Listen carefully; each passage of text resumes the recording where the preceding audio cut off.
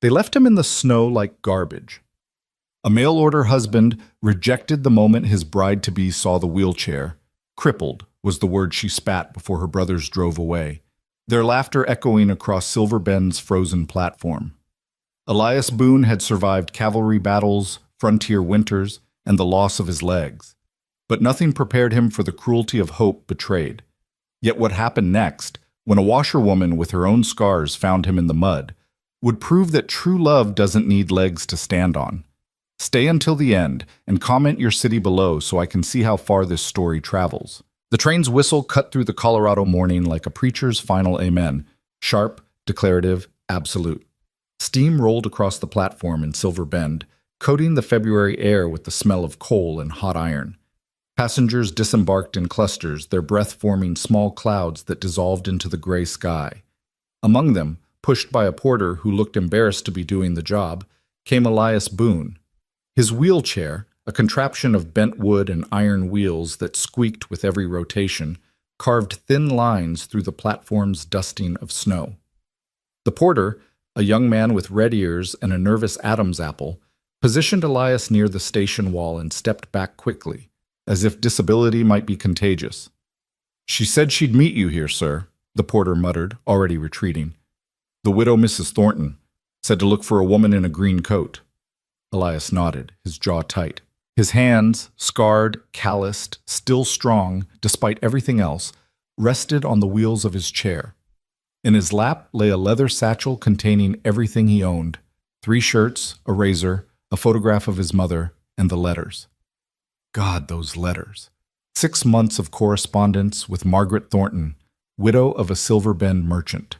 Words carefully chosen, penned by lamplight in a cramped Denver boarding house. He'd been honest about his service. 3rd Colorado Cavalry, 3 years on the frontier. Honest about his skills, tracking, hunting, reading, figures. He could keep books. He could shoot. He could provide. What he hadn't mentioned, what the carefully neutral phrasing of his letters had skirted around, was the reason he'd been discharged in 1879. The reason he'd spent the last 3 years doing odd jobs, living small, trying to piece together something like a future from the wreckage of his past. The horse accident that had crushed his legs hadn't just taken his ability to walk. It had taken his identity. Cavalry scouts moved. They rode. They ranged across impossible distances and came back alive. Elias Boone had been the best, until the day a spooked mare threw him into a ravine and he'd woken up in an army hospital with a surgeon telling him he'd never stand again. "Mr. Boone?" The voice came from his left, female, uncertain. He turned, and there she was. Margaret Thornton, just as she'd described herself. Tall, handsome in a severe way, somewhere past 40. The green coat hung well on her frame. Her face was composed, neutral, the face of a woman accustomed to conducting business. But her eyes went straight to the wheelchair, and something in them changed. Not disgust, not yet, just calculation, assessment, the look of someone measuring a purchase and finding it wanting. "Mrs. Thornton." Elias removed his hat, an old cavalry Stetson that had survived better than his legs. "It's a pleasure to finally meet you in person." She didn't move closer. Behind her, 2 men emerged from a wagon parked at the platform's edge. Her brothers, Elias guessed. Big men, ranch-built, with the kind of shoulders that came from years of hard work. They flanked her like sentries, their expressions already hardening. "You didn't mention you were crippled." Margaret's voice had gone flat, businesslike. The warmth from her letters, the ones where she'd written about loneliness, about wanting a companion who understood loss, about building something together, had evaporated like the steam from the train. "I'm injured, ma'am, not crippled." Elias kept his voice steady, though something cold was beginning to spread through his chest. "I can work. I can provide. Everything I wrote about my skills, that's all true. I just do it sitting down." One of the brothers snorted. "How's a man in a chair going to run a household? How's he going to help with stock, with repairs, with any damn thing that matters?" "Thomas, please." Margaret held up a hand, but her heart wasn't in the reprimand. She was still looking at Elias, and now the assessment had become something worse. Pity. "Mr. Boone, I'm sure you're a fine man. Your letters were eloquent. But I need a partner. someone who can share the work. I have a business to run, a household to manage. I can't. She paused, searching for words that might sound kinder than what she meant. I can't take on a burden. I'm not asking to be taken on. Elias's hands tightened on his wheels. Pride was a luxury he couldn't afford, but damned if he'd beg. I'm asking for a chance to prove what I wrote. Give me a week. If I can't pull my weight, I'll leave. No obligation. Jesus Christ, the other brother muttered. We're not running a charity, Margaret. You put an ad out for a husband, not a ward. Margaret's face had set like concrete. I'm sorry, Mr. Boone, this was a mistake. I should have been more explicit in my advertisement. You should have been more forthcoming in your letters. I was forthcoming about everything that matters. Clearly, we disagree on what matters. She was already turning away, her brothers moving to flank her path back to the wagon. Thomas, give him money for a return ticket. Keep your money. The words came out harder than Elias intended, but he was past caring. I'll manage. Thomas pulled a few bills from his pocket anyway, tossing them onto Elias's lap like alms for a beggar. Buy yourself a drink, soldier. Maybe you'll have better luck in the next town. They were walking away now, Margaret's green coat disappearing into the wagon. Other passengers on the platform had stopped to watch the scene unfold. A public rejection, performed like theater for anyone with eyes. Elias felt their stares, heard their whispers. The crippled man. The soldier who couldn't soldier. The mail-order husband nobody wanted. The wagon pulled away, its wheels cutting fresh tracks through the snow. From inside, Elias heard laughter. The brothers, finding something hilarious in the morning's events. The sound carried across the platform, and several onlookers chuckled along, as if cruelty were a joke they were all in on. Elias sat there, snow beginning to accumulate on his shoulders, the bills still lying in his lap. He should pick them up. He should wheel himself toward the ticket office and buy passage back to Denver, back to his cramped room and odd jobs, and the slow, grinding poverty of a man the world had no use for. Instead, he looked at the letter in his hand, Margaret's last letter, the one where she'd written about Silver Bend's beauty, about the mountains in spring, about hope. He'd read it so many times the creases had worn soft as cloth. Now, sitting in the snow with laughter still echoing behind him, the words felt like a ghost story, something dead trying to convince itself it was alive. He folded the letter carefully, tucked it back into his satchel, and looked up at the town spreading before him. Silver Bend, Colorado Territory. Population maybe 500, perched in a valley where the mountains broke the wind but not the cold. A main street of mud and boardwalk, buildings that still looked half-constructed, like the town itself wasn't sure if it would last. This was the frontier, raw, unfinished, indifferent to sentiment. You need help, mister. The voice belonged to a boy, maybe 12, with a face full of freckles and curiosity. He'd wandered over from where his mother was loading supplies into a cart, drawn by the spectacle of the rejected suitor. I'm fine, son. You don't look fine. You look like you're fixing to freeze.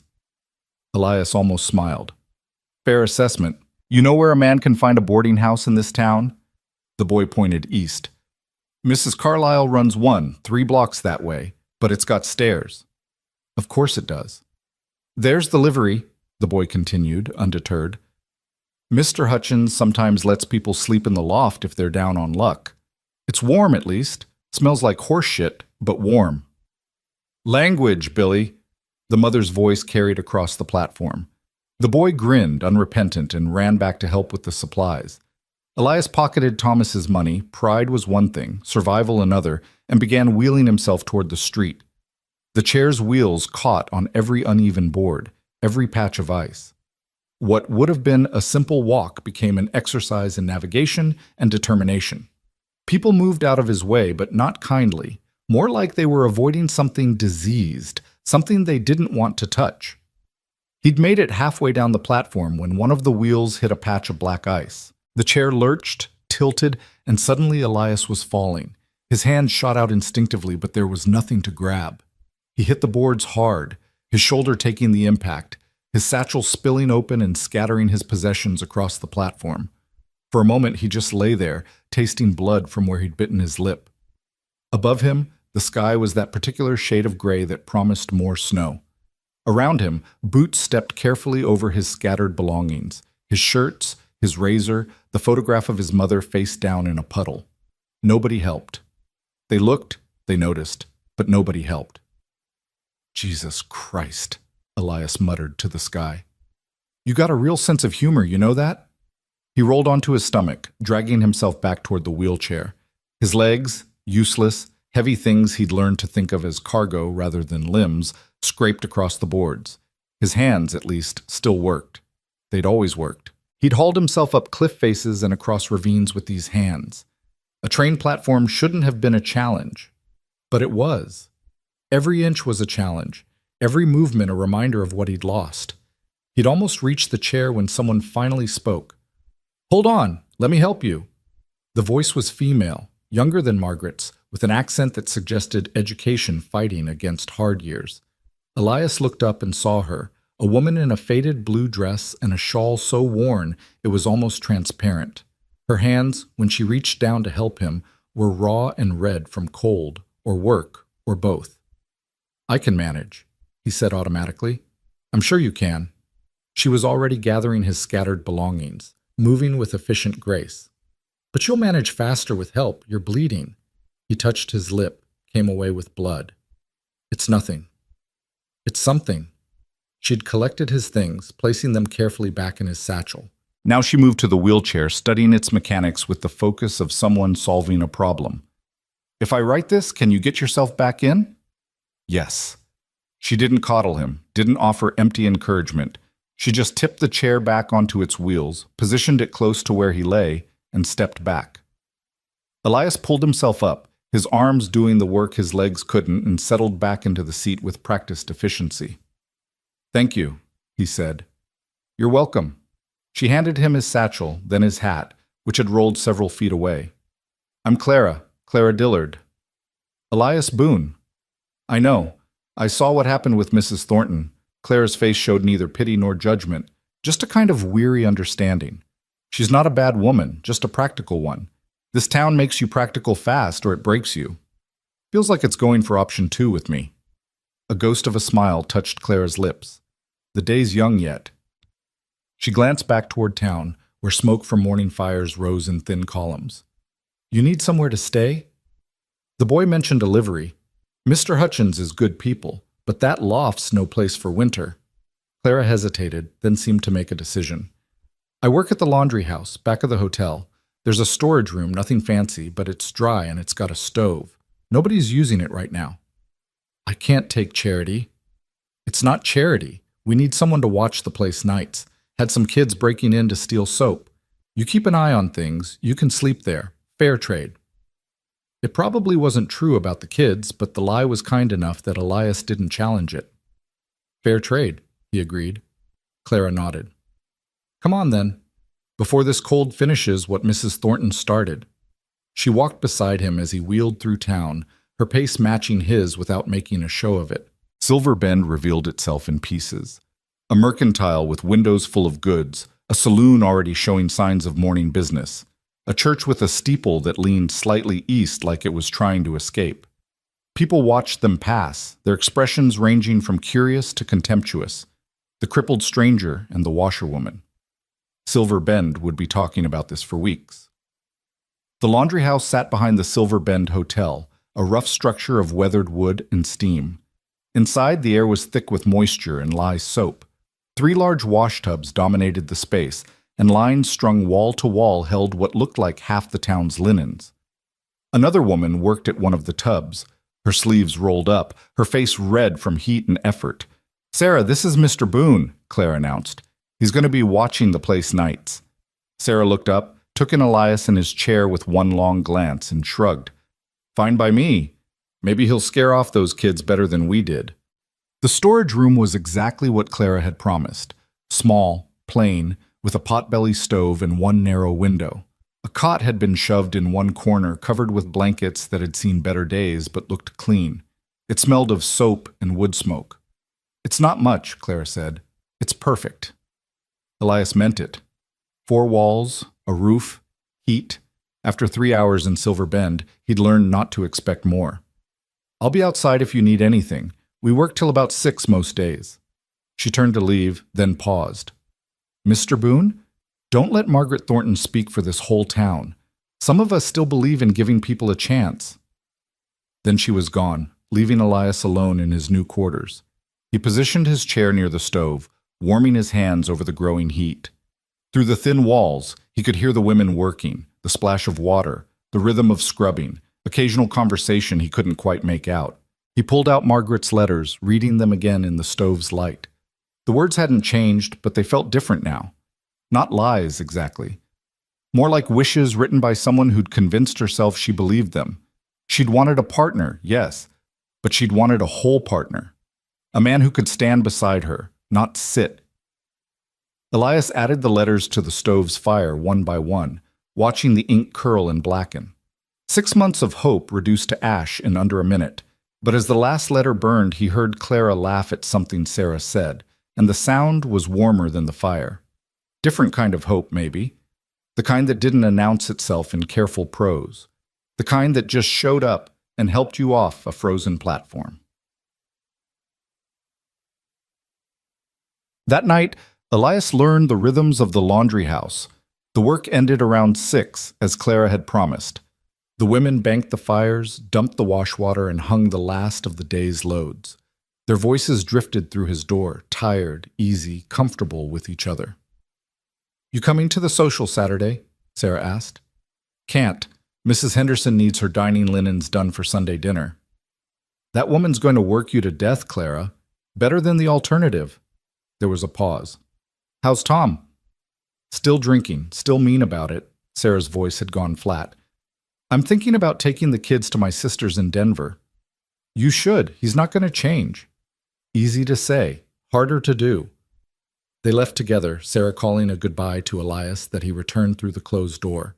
Then silence, broken only by the stove's crackle and the distant sounds of Silver Bend settling into evening. Elias transferred from his chair to the cot, an awkward maneuver he'd learned to do efficiently, if not gracefully. The blanket smelled like lye and lavender. He lay there, staring at the ceiling, letting the day replay itself. The train, Margaret, the fall, Clara. He should have been angry. Part of him was, the part that had read Margaret's letters and believed them, that had spent his last money on train fare, that had allowed himself to hope. But mostly, he was tired. The kind of tired that came from carrying weight that had no business being so heavy. Tomorrow, he'd figure out what came next. Tonight, he was warm and dry, and that would have to be enough. The days that followed developed their own pattern. Elias woke with the dawn, kept the stove burning, and made himself useful in small ways. He organized the storage room, fixing shelves that had come loose, sorting supplies that had gotten jumbled. The women arrived around 7, Clara usually first, and the work began. He watched them work that first week, learning their rhythms. Clara handled the soaking and initial scrubbing, the hardest labor, which she took without complaint. Sarah did the rinsing and wringing, a job that required strength and timing. Together they could process mountains of laundry, their efficiency born from years of partnership. "You need something, Mr. Boone?" Claire asked one morning, catching him watching. "Just appreciating competence when I see it." She smiled, surprised. "Laundry's not most people's idea of competence. Most people are idiots." That earned him a real laugh, full and genuine. Fair point. By the second week, he'd begun helping where he could, sorting, folding, keeping the books. The laundry did good business, but the records were a mess. Elias had learned accounting in the cavalry, keeping track of supplies and expenses. Within a few days, he'd organized their receipts, identified customers who hadn't paid, and suggested a pricing structure that would actually cover their costs. "You're worth more than night watchman wages," Clara observed, reviewing his work. "Maybe, but night watchman's what you hired me for. Sarah and I could pay you properly if you'd let us. The room and meals are payment enough." "It really isn't." But Elias was firm. He'd take what he needed, nothing more. Pride, still alive despite everything that had tried to kill it. The town, slowly, began to accept his presence. The mercantile owner nodded when Elias wheeled by. The postmaster learned his name. Children stopped staring quite so obviously. He was becoming part of Silverben's landscape, the crippled soldier at the laundry house. Not quite pitied, not quite accepted, but at least acknowledged. Some acknowledgement came with hostility. Tom Carson, Sarah's husband, showed up drunk one evening, demanding to know where his wife was. Elias, alone at the laundry, told him she'd gone home hours ago. "You're lying," Tom slurred, swaying in the doorway. "She's here with you. I know it." "She's not, and you need to leave." "Don't tell me what I need, cripple." Tom lurched forward, his hand going to his belt where a knife hung. "Maybe I'll teach you some manners." Elias had faced down Ute warriors and Confederate raiders. A drunk miner didn't rank high on his list of threats. "I'm going to say this once. Turn around and go home. Sleep it off. Come back sober if you want to talk." "Fuck you," Tom charged, clumsy but committed. Elias waited until the man was close, then grabbed one of the laundry's wooden paddles and swung it hard into Tom's knee. The miner went down like a felled tree, howling. Before he could recover, Elias had wheeled forward and planted the paddle against his throat. "I can't walk," Elias said quietly, "but I can still fight. Remember that next time you think about causing trouble." He released the pressure and Tom scrambled away, cursing and limping. Elias knew he'd made an enemy, but some things couldn't be avoided. Clara heard about it the next morning. Silverben's gossip network was faster than the telegraph. "Tom's telling everyone you attacked him. He came at me with a knife." "I know. Sarah told me the truth." Clara was folding sheets, her hands working automatically. "He's dangerous when he's drunk, Elias. You should be careful." It was the first time she'd used his first name. Something small shifted between them, like ice beginning to thaw. "I've survived worse than Tom Carson," Elias said. "Maybe, but surviving's not the same as living." She paused in her folding, looking at him directly. "You planning to stay in Silver Bend?" "Haven't planned much beyond the next day. That's not a life. It's the one I've got." Clara's expression softened. "Is it, though? Or is it just the one you've accepted?" Before he could answer, Sarah arrived with news that scattered the moment. "Mrs. Henderson's refusing to pay. Says we shrunk her dining linens." "They're the same size they've always been," Clara protested. "Tell her that. She wants them redone, or she wants her money back." The women dealt with Mrs. Henderson, a wealthy widow with more money than sense, while Elias returned to his books. But Clara's question stayed with him. Was he living or just surviving? And was there even a difference anymore? 3 weeks into his stay, winter tightened its grip on Silver Bend. A blizzard swept through, dumping 2 feet of snow and stranding half the town in their homes. The laundry closed for 3 days. Elias and Clara, both living in the building, found themselves snowbound together. The first day, they maintained their professional distance. The second, the stove started acting up, and Elias spent hours taking it apart and fixing a cracked flue. Clara made soup from canned goods in the storage room, and they ate together in comfortable silence. The third day, the walls came down. "Tell me about your wife," Clara said, watching snow fall past the window. "I was never married." "Then who'd you write all those letters for?" Elias looked up, surprised. "You read them?" "I saw you burning them that first day. The handwriting was different from yours. You wrote to someone, they wrote back. When Mrs. Thornton rejected you, you destroyed the correspondence. Doesn't take a detective." He should have felt invaded, but instead felt oddly relieved. "Margaret, 6 months of letters. She made it sound like she wanted a partner, someone to build something with. Turns out she wanted someone whole." "You are whole." "Tell my legs that." Clara turned from the window. "That's not what makes a person whole, Elias. I thought you'd have figured that out by now." "What does then?" "I don't know." She smiled, sad and honest. "But I know it's not about walking." "Easy to say when you can." "You're right. I'm sorry." She returned to her mending. She was fixing a torn shirt, her needle moving with practiced ease. "For what it's worth, Margaret's an idiot. Those letters you wrote, I saw one before you burned it all. You would have been good to her." "Not good enough." "No, better than she deserved." Clara tied off a thread, examining her work. "Can I ask you something? Why did you answer her advertisement? Out of all the towns, all the opportunities, why a mail order situation?" Elias was quiet for a long moment, weighing what to share. Finally, because I was tired of being alone. Because I thought maybe someone looking through letters, someone who'd pick a man based on words instead of appearance, might see past the chair. I was wrong. Not wrong, just unlucky. Clara set down her mending. I was married once. William Dillard, good man, worked the mines. Cave-in took him 2 years ago. Left me with nothing but debts and this town's pity. I know something about being reduced to what people think you are instead of who you actually are.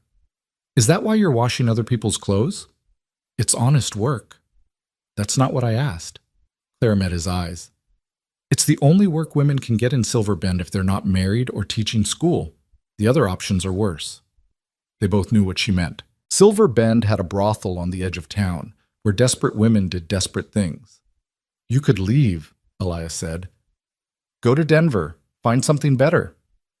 So could you. Touché.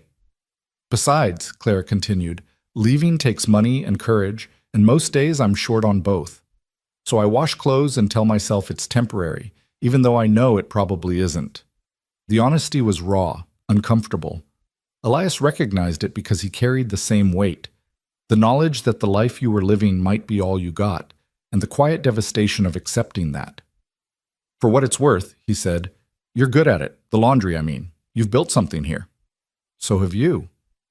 I fixed some books and scared off a drunk. You gave yourself a reason to wake up every morning. That's harder than it sounds. Clara picked up her mending again, her voice going soft.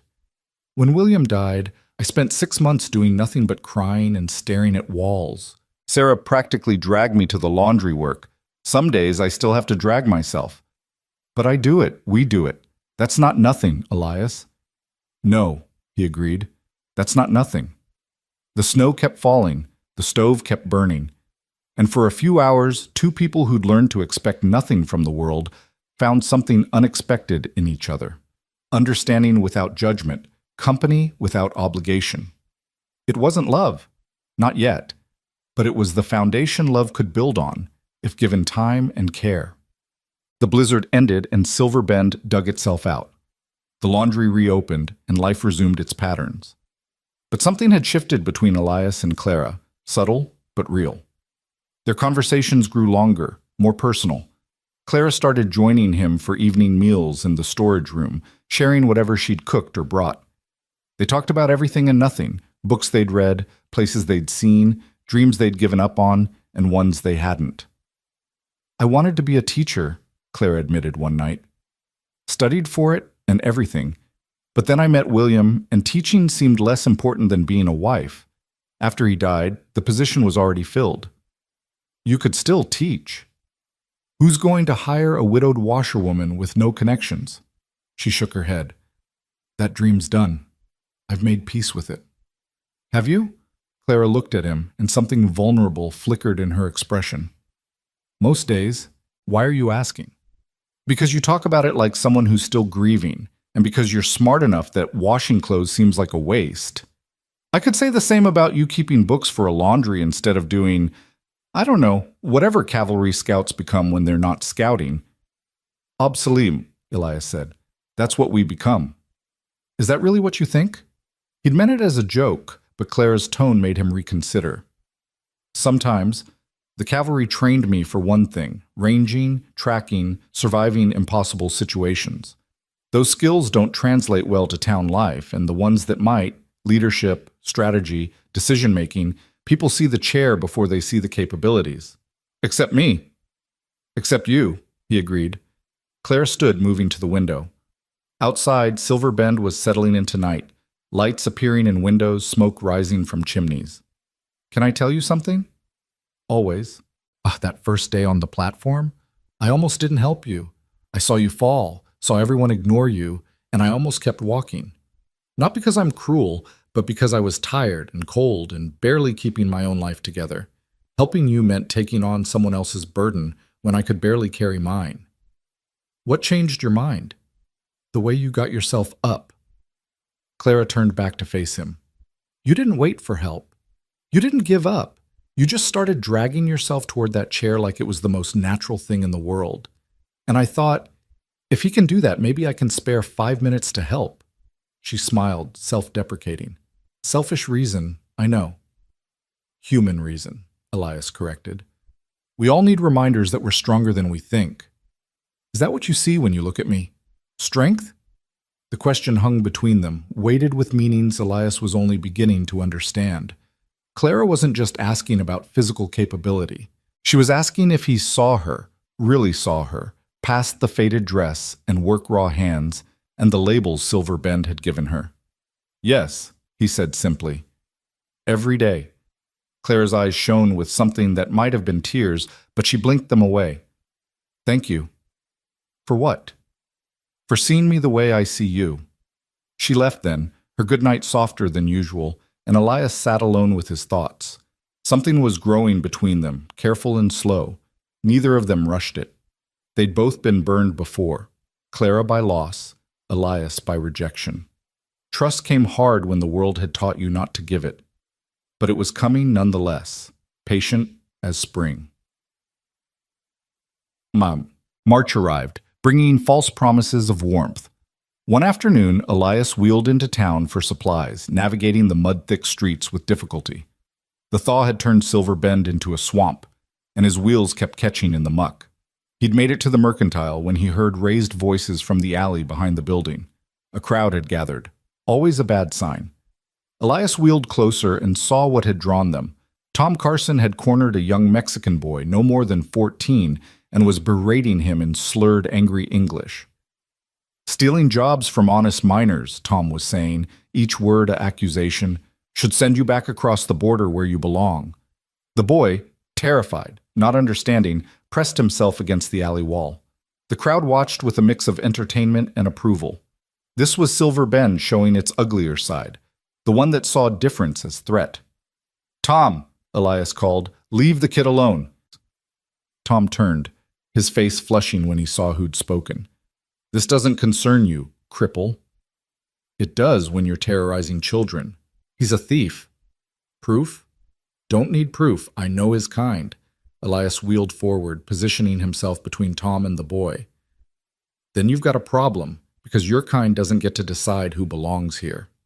Tom's hand dropped to his belt, where he still carried that knife. You want to go again, Boone? This time I'm sober.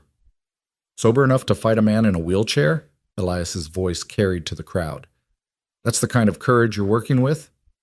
Several people laughed, and Tom's face darkened further. But Elias had calculated correctly. Public humiliation cut deeper than any physical threat. Tom wouldn't attack him here, not with witnesses already laughing at him. This isn't over, Tom spat, but he was backing away. It is for today. Elias turned to the boy, switching to rudimentary Spanish he'd picked up during the cavalry years. Are you hurt? The boy shook his head, still scared but grateful. Elias pointed toward the church at the end of the street. Father Martinez, go there. He'll help you. The boy ran, and the crowd dispersed, muttering about the crippled soldier getting above himself. Elias didn't care. He'd learned long ago that doing the right thing rarely made you popular. Clara heard about it within hours. Tom's spreading rumors that you threatened him. I embarrassed him. In his mind, that's the same thing. He's dangerous, Elias, and he's got friends. So do I. He looked at her meaningfully, and Clara's expression softened. One friend, she corrected, against a dozen drunk miners who think you're getting uppity. Then it's a fair fight. Clara wanted to argue but couldn't help smiling. You're impossible. You keep saying that. Must be why you keep talking to me. Must be. But her concern was valid. Tom Carson wasn't done. Elias knew that. Men like Tom needed someone to blame for their failures, and Elias had made himself a convenient target. The question wasn't if Tom would come for him, but when. The answer came sooner than expected. It was a Saturday night, late, when Elias heard boots on the laundry house porch. 3 men, maybe 4, their steps heavy and purposeful. He'd been reading by lamplight, but now he set the book aside and moved to the door, listening. Boone! Tom's voice, drunk and angry. Get out here! Go home, Tom. Sleep it off. Don't tell me what to do. Something heavy hit the door. Tom's fist, or maybe his shoulder. You made me look bad in front of the whole town. You did that yourself. More pounding. The door was sturdy, but not sturdy enough to hold against multiple drunk men if they really wanted in. Elias looked around the room, assessing his options. He had a rifle, old cavalry Spencer, but shooting Tom would solve nothing and create worse problems. Last chance, Boone. Come out, or we come in.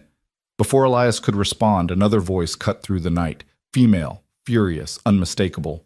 Tom Carson, you touched that door, and I'll brain you with this skillet. Clara. Elias's heart lurched. She shouldn't be here. It was late. She should have been home. But through the window, he could see her standing on the porch in her nightdress and coat, wielding a cast-iron pan like a weapon. This doesn't concern you, Clara, Tom slurred. It does when you're terrorizing people on my property. This is my laundry, Tom. My building. My employee. You want to fight him? You go through me first. Get out of the way. No. The standoff held for a long moment. Elias wanted to throw open the door to protect Clara from whatever came next, but he also knew that would only make things worse. Clara was buying time, using her presence as a shield. Finally, another voice, one of Tom's friends, slightly more sober. Come on, Tom. It's not worth it. We can come back when she's not here. Coward. Practical. She'll have the sheriff here if we don't leave. Tom cursed viciously but backed off. This isn't over, Boone. You hear me? I hear you, Elias called back. I've heard you every time. Repetition doesn't make you braver. More cursing, but the boots were retreating now. Elias waited until the sounds faded, then opened the door. Clara still stood on the porch, skillet in hand, her whole body trembling with adrenaline or fear or both. You shouldn't have done that, Elias said. Probably not. They could have hurt you. They could have hurt you. I can handle myself. So can I. Clara lowered the skillet, but her hands were shaking. Can I come in? I don't want to walk home alone right now. Of course. She stepped inside and Elias closed the door, throwing the bolt. Clara sank onto the cot, still holding the skillet like a talisman. Now that the danger had passed, reaction was setting in. I heard them from my room, she said. I knew they were coming for you, and I couldn't let them. I couldn't just stay in bed and let them. Her voice broke. Elias wheeled close, giving her space but offering presence. Hey, you were amazing. Terrifying, but amazing. I was stupid. I could have gotten us both killed. But you didn't. You stood up to 4 drunk miners with a kitchen implement. That's not stupid. That's brave.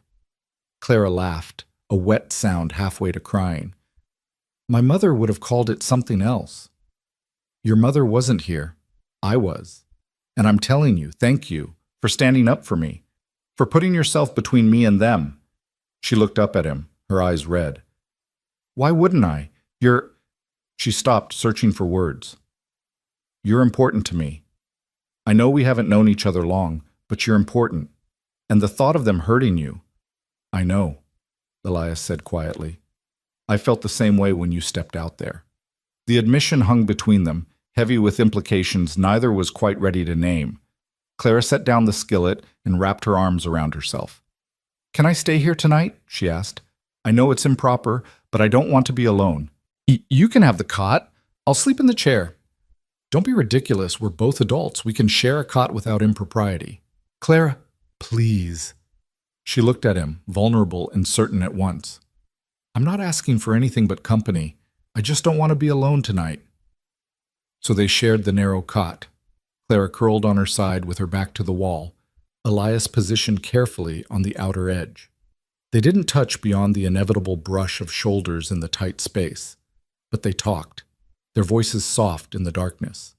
Clara told him about William, how they'd met at a church social, how he'd courted her with wildflowers and terrible poetry, how his death had felt like losing her future along with her past. Elias told her about the cavalry, the camaraderie, the danger, the strange beauty of the frontier before civilization tamed it.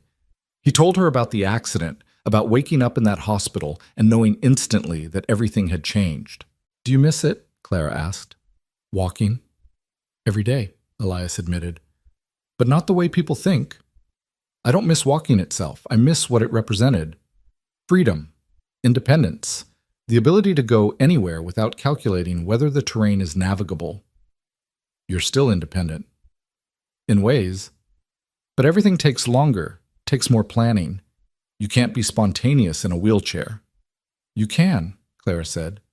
Just differently. Maybe. They fell silent, exhaustion finally overtaking them. Just before sleep claimed him, Elias felt Clara's hand find his in the darkness, her fingers intertwining with his own. "Thank you," she whispered, "for letting me stay." "Thank you," he whispered back, "for seeing me." And there, in a storage room behind a laundry house, with danger still lurking in Silver Bend's shadows, two broken people found something whole in each other. Morning came too quickly, filtering through the storage room's single window in shades of gray and gold. Clara woke first, her hand still tangled with Elias's, and for a moment she didn't move, just lay there studying the man beside her. In sleep, the hardness that usually lined his face had softened. He looked younger, less burdened. She wondered if she looked the same to him, or if her own scars showed even in dreams. She extracted her hand carefully, trying not to wake him, but his eyes opened anyway. For a heartbeat, they just looked at each other, the intimacy of shared sleep making words unnecessary. "Morning," he said finally. "Morning." Clara sat up, suddenly aware of her nightdress, her unbrushed hair, the propriety they'd abandoned in the night. "I should go before people start arriving." "Clara, it's fine." She was already standing, pulling her coat tighter. "Thank you for last night, for letting me stay." "You don't have to thank me." "I do, though." She paused at the door, her hand on the knob. "What we talked about, what happened, it stays between us, right?" "Of course." She nodded, satisfied, and slipped out into the dawn. Elias listened to her footsteps fade across the laundry floor, then the distant click of the back door closing. The room felt emptier without her, colder despite the stove's lingering warmth. He transferred to his chair, going through his morning routine with mechanical efficiency. His hands still remembered the feel of Clara's fingers intertwined with his own. The memory was dangerous, a kindling that could catch fire if he let it. He'd learned to be careful with hope. It burned too hot and left nothing but ash. But as he dressed and prepared for the day, he couldn't quite extinguish the warmth that had taken root somewhere behind his ribs. Sarah arrived first, as usual, carrying a basket of mending and yesterday's gossip. "Heard Tom Carson and his boys made trouble last night." "Nothing I couldn't handle." Elias measured his words carefully. Clara's presence last night was nobody's business but theirs. "That's not what I heard." Sarah gave him a knowing look. "I heard Clara Dillard ran them off with a frying pan." "Skillet," Elias corrected automatically, then cursed himself for confirming it. Sarah's smile was equal parts amusement and approval. "Good for her. Tom's needed someone to stand up to him for years, though I should warn you, this will make things worse before they get better." "Story of my life." "I believe it." Sarah started sorting the mending, her hands moving with practiced ease. "You know Clara's sweet on you, right?" Elias nearly dropped the ledger he'd been reaching for. "What?" "Don't play dumb. It's not flattering." Sarah didn't look up from her work. "She talks about you constantly. Elias fixed the books. Elias organized the shelves. Elias scared off those kids. And the way she looks at you when you're not watching. I've seen that look before. You're imagining things." "Am I?" Now Sarah did look up, her expression serious. "Listen, I don't know what your intentions are, and frankly it's none of my business. But Clara's been through enough. If you're not serious, don't let this go any further. She deserves better than another heartbreak." "I would never—" Elias stopped, unsure how to finish that sentence. Never what? Never hurt her? He couldn't promise that. Never care for her? Too late for that. "I don't have intentions," he said finally. "We're friends." "Friends don't look at each other the way you two do." Sarah returned to her mending, the subject apparently closed. "Just think about what you want, Elias, before circumstances decide for you." Clara arrived 20 minutes later, her hair neatly braided, her dress a faded green that made her eyes look more gray than blue. She and Elias exchanged careful pleasantries, both hyper-aware of Sarah's presence. The day proceeded with false normalcy, washing, rinsing, wringing, hanging. But underneath the routine, something had shifted. Every accidental touch, every exchanged glance carried weight it hadn't before. Around midday, Father Martinez appeared at the laundry door with the Mexican boy from the alley, the one Elias had defended. The priest, a weathered man in his 60s with kind eyes and hands gnarled by decades of manual labor, nodded respectfully to the women before addressing Elias. "Mr. Boone, Miguel here wanted to thank you for yesterday." The boy stepped forward, his hat clutched in both hands, and spoke in halting English. "Thank you, senor, for helping me. Tom Carson, he say many bad things, but you stop him. Anyone would have done the same." "No, senor." Miguel shook his head firmly. "Many people watch. Only you help." Father Martinez placed a hand on the boy's shoulder. "Miguel's family is new to Silver Bend. They came for mining work, but the Anglo miners make it difficult. Your intervention yesterday meant more than you know. I just told Tom to leave him alone. In this town, that's a radical act." The priest's smile was wry. "I wanted you to know. If you need anything, anything at all, the church stands with you. We don't forget kindness." After they left, Clara approached Elias with the expression he couldn't quite read. "You didn't tell me about that." "Didn't seem important. You stood up to Tom Carson twice in one day, once for a stranger, once for yourself. That's not important?" "The first was just common decency. The second was self-preservation." "Most people don't bother with either." Clara's voice had gone soft. "You're a good man, Elias Boone." "I'm a man who is in the right place at the right time." "No." She touched his arm, brief but deliberate. "You're a good man who keeps doing good things and pretending it's nothing. There's a difference." Before he could respond, Sarah called out that Mrs. Henderson had arrived with more complaints about her linens. Clara rolled her eyes and went to deal with the difficult customer, leaving Elias alone with his thoughts and the ghost of her touch on his arm. The day wore on. The laundry processed what felt like half of Silver Bend's dirty clothes. Elias kept the books, managed supplies, and tried not to think about Clara's words or Sarah's warning or the way everything seemed to be accelerating toward something he couldn't name. Evening brought unexpected visitors, 3 women Elias had seen around town but never spoken to. They introduced themselves as Mrs. Chen, Mrs. Kowalski, and Mrs. Rodriguez, wives of miners who'd heard about the incident with Miguel. "We wanted to thank you," Mrs. Rodriguez said, her English accented but clear, "for standing up for one of ours. Not many Anglos do that. It was the right thing to do." "Maybe." Mrs. Chen, older than the others with silver threading her black hair, studied him with shrewd eyes. "But right things take courage when wrong things are easier. My husband says you're cavalry. You know about courage. I know about doing your job and trying not to die." That made Mrs. Kowalski laugh. Modest, too. "Listen, Mr. Boone, we won't take much of your time. We just wanted you to know our families are grateful. If you need anything, you ask. We take care of people who take care of us." They left a basket of food, fresh bread, dried meat, jarred vegetables, and departed before Elias could properly thank them. Clara, who'd witnessed the exchange, was smiling when she came to examine the basket's contents.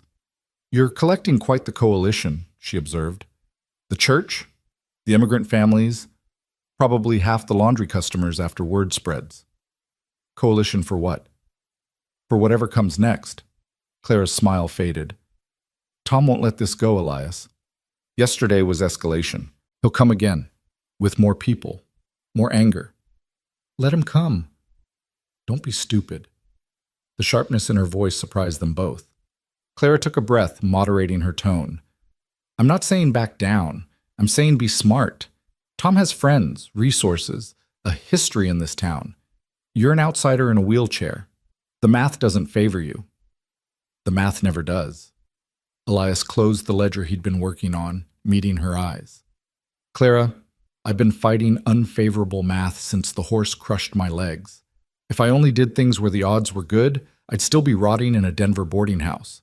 Sometimes you have to stand up even when you can't stand. Especially then. That's not wisdom, that's stubbornness. Sometimes they're the same thing." Clara wanted to argue but couldn't find the words. Instead, she sat down across from him, her hands folded on the table between them. "Why?" she asked finally. Why fight for Miguel, for me, for any of this? You don't owe Silverbend anything. No, Elias agreed. But I owe myself something. 3 years ago, that horse accident didn't just take my legs. It took my purpose, my identity, everything I thought made me valuable. I've spent the time since trying to figure out who I am now, what I'm worth. Turns out, I'm worth what I do with what I've got left. And what you've got left is a talent for making powerful enemies? Among other things, he smiled, trying to lighten the moment. I'm also excellent at organizing supply closets and mediocre at folding sheets. You're terrible at folding sheets. See? Self-awareness. That's valuable. Clara laughed despite herself, the tension breaking, but her expression turned serious again quickly. I'm scared for you. I need you to know that. Whatever's building between you and Tom, I'm scared it's going to end badly. It might, Elias admitted. But running never made anything better. I tried that after the accident. Tried to disappear into myself. Become small enough that the world would stop hurting me. Didn't work. The world kept hurting. I just got smaller. I won't do that again. Even if it costs you? Especially if it costs me. Because the alternative costs more. Clara looked at him for a long moment, something shifting in her expression. Then she reached across the table and took his hand. Not the tentative, comfort-seeking touch from last night, but something deliberate and claiming. Then I'm with you, she said simply. Whatever comes, I'm with you. Clara, you don't have to. I know I don't have to. I want to. Her fingers tightened around his. You stood up for me last night. You stand up for strangers. You're rebuilding yourself piece by piece in a town that wanted to leave you in the snow. If that's not worth standing beside, I don't know what is. Elias felt something crack in his chest, the last of the armor he'd built after Margaret's rejection, after 3 years of learning not to hope. I don't know what to do with that, he said honestly. You don't have to do anything. Just don't push me away. Clara's voice dropped to barely above a whisper. I've been alone long enough, Elias. So have you. Maybe we could try being alone together for a while, see how that feels. It feels terrifying. Good terrifying or bad terrifying? I don't know yet. Fair enough. Clara released his hand but didn't pull away. I can work with uncertainty. It's dishonesty I can't stomach. Then I'll always be honest with you, Elias promised, even when it's uncomfortable. Especially when it's uncomfortable. They sat there as evening deepened outside, two people beginning to build something fragile and necessary between them. Neither mentioned love. It was too soon, too vulnerable. But what they were building felt real in a way that Margaret's carefully composed letters never had. Real and frightening and worth protecting. Sarah had already left for the day, so it was just the two of them when they heard the commotion outside. Shouting, the sound of breaking glass, running feet. Elias and Clara exchanged glances and moved toward the door together. Silver Bend's main street had transformed into chaos. A crowd had gathered near the Mercantile, where smoke was beginning to rise from a back window. The bucket brigade was forming, men and women running toward the town well with anything that could carry water. And in the middle of it all, Tom Carson was screaming at Miguel's father, accusing him of arson. You trying to burn us out? Tom roared, his face apoplectic. You people come here, take our jobs, now you're burning our businesses? I did nothing, Miguel's father protested in heavily accented English. I just arrived from mine. Liar. Tom shoved the smaller man, who stumbled back into Father Martinez. The priest steadied him, his expression grave. Tom, this isn't helping, Father Martinez said. We need to focus on the fire. Fire he probably started. Elias was already moving toward the scene, Clara hurrying beside him. The bucket brigade was working frantically, but the fire was spreading. The Mercantile's wooden walls were dry from winter, perfect kindling. If they didn't stop it soon, half the street could go up. Where's the fire wagon? Someone shouted. Broke down last month, never got fixed. Of course it hadn't. Silver Bend operated on hope and prayer more than infrastructure. Elias assessed the situation with old cavalry instincts, limited resources, growing threat, people panicking instead of organizing. We need a line, he shouted, his voice cutting through the chaos with command authority he hadn't used in years. Bucket brigade from the well to the fire, single line, no gaps, move. Something in his tone made people listen. The scattered crowd began organizing into a proper line, passing buckets with increasing efficiency. But it wasn't enough. The fire was moving faster than they could douse it. "The back room!" someone yelled. "There's ammunition stored in the back room!" That information sent a wave of panic through the crowd. If the fire reached those munitions, the explosion would take out the entire building and possibly others nearby. People started backing away, self-preservation overriding civic duty. "Don't stop," Elias commanded. "We're almost there." But the line was breaking, people deciding their safety mattered more than the mercantile. Elias didn't blame them. He understood the calculation. But he also understood that if this fire spread, the whole town was at risk. Clara grabbed his arm. "Elias, we need to evacuate. If those munitions go—" "They won't." He was already wheeling toward the building, his chair navigating the muddy street with difficulty. "What are you doing?" "Someone needs to get that ammunition out before the fire reaches it." "You can't. The stairs." "There's a loading door on the ground level. The ammunition's probably stored near there." He didn't mention that "probably" was doing a lot of work in that sentence. "Keep the bucket line going. I'll be back." "Elias, no!" But he was already at the building, finding the loading door where merchants received freight. It was unlocked. Small mercies. Inside, smoke was thickening, but the fire hadn't reached the ground level yet. It was coming from above, working its way through the ceiling. The ammunition was exactly where he'd guessed, crates stacked near the loading door, convenient for receiving and selling. 4 crates, each probably 50 pounds. Elias had upper body strength most men would envy. You didn't wheel yourself everywhere for 3 years without building muscle. But 50 pounds was still 50 pounds, and 4 crates was a lot to move before the fire reached them. He grabbed the first crate, dragging it onto his lap and wheeling it out the door to safety. Then back for the second. His lungs were burning from smoke, his eyes watering. Above him, the ceiling groaned ominously. 3rd crate. His arms were screaming now, but he'd carried wounded men across killing fields. This was nothing. This was just physics and determination. 4th crate.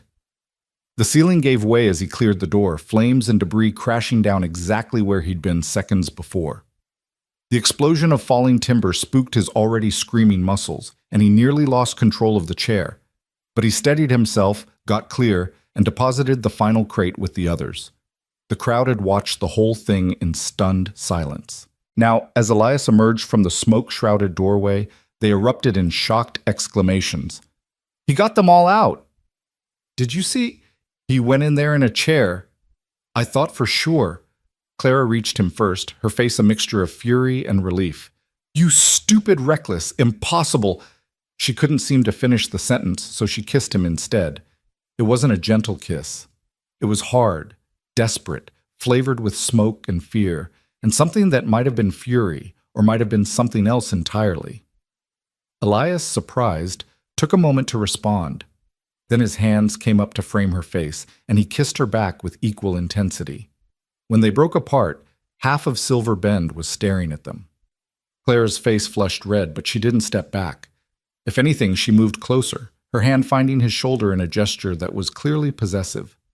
"Don't you ever do that again," she said, loud enough for the crowd to hear. "Can't promise that." "Then I'll make sure I'm there to pull you out when you do." Behind them, the bucket brigade had finally gotten the fire under control. The mercantile was damaged but not destroyed. More importantly, the ammunition was safe, the explosion prevented, and Silver Bend had dodged a catastrophic disaster. Father Martinez approached, his expression unreadable. "Mr. Boone, you're either the bravest man I've ever met or the most foolish." "Probably both, Father." "Probably," the priest smiled. "The town owes you a debt." "The town doesn't owe me anything. I just did what needed doing." But even as he said it, Elias could feel the shift in the crowd's attitude. These were the same people who'd watched him fall on the platform 2 months ago and done nothing. Now they were looking at him differently, with respect, maybe even admiration.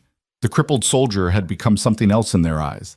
Tom Carson, notably, was not among those showing respect. He stood at the edge of the crowd, his face twisted with something ugly. When he caught Elias watching him, he spat deliberately into the mud and walked away. "That's going to be a problem," Clara murmured. "Add it to the list." Elias was watching where Tom had gone, calculating. But tonight, we kept people safe. I'll take that victory.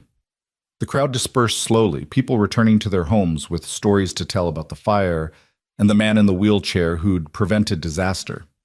Elias and Clara made their way back to the laundry in companionable silence, both processing what had just happened. "You kissed me," Elias said finally. "I did. In front of the entire town." "I'm aware." Clara's voice was steady, but her hands betrayed her nervousness, fidgeting with her shawl. "Are you angry?" "No, just surprised." "I thought you were going to die in there." Clara's voice went tight. "I watched you go into that building, and I thought, this is how I lose him. Before anything even started, and when you came out, I needed you to know." "Know what?" "That you matter, to me. That if you're going to keep doing reckless, heroic, stupid things, you should know someone cares whether you come back." Elias caught her hand, stilling its nervous movement. "I came back. This time.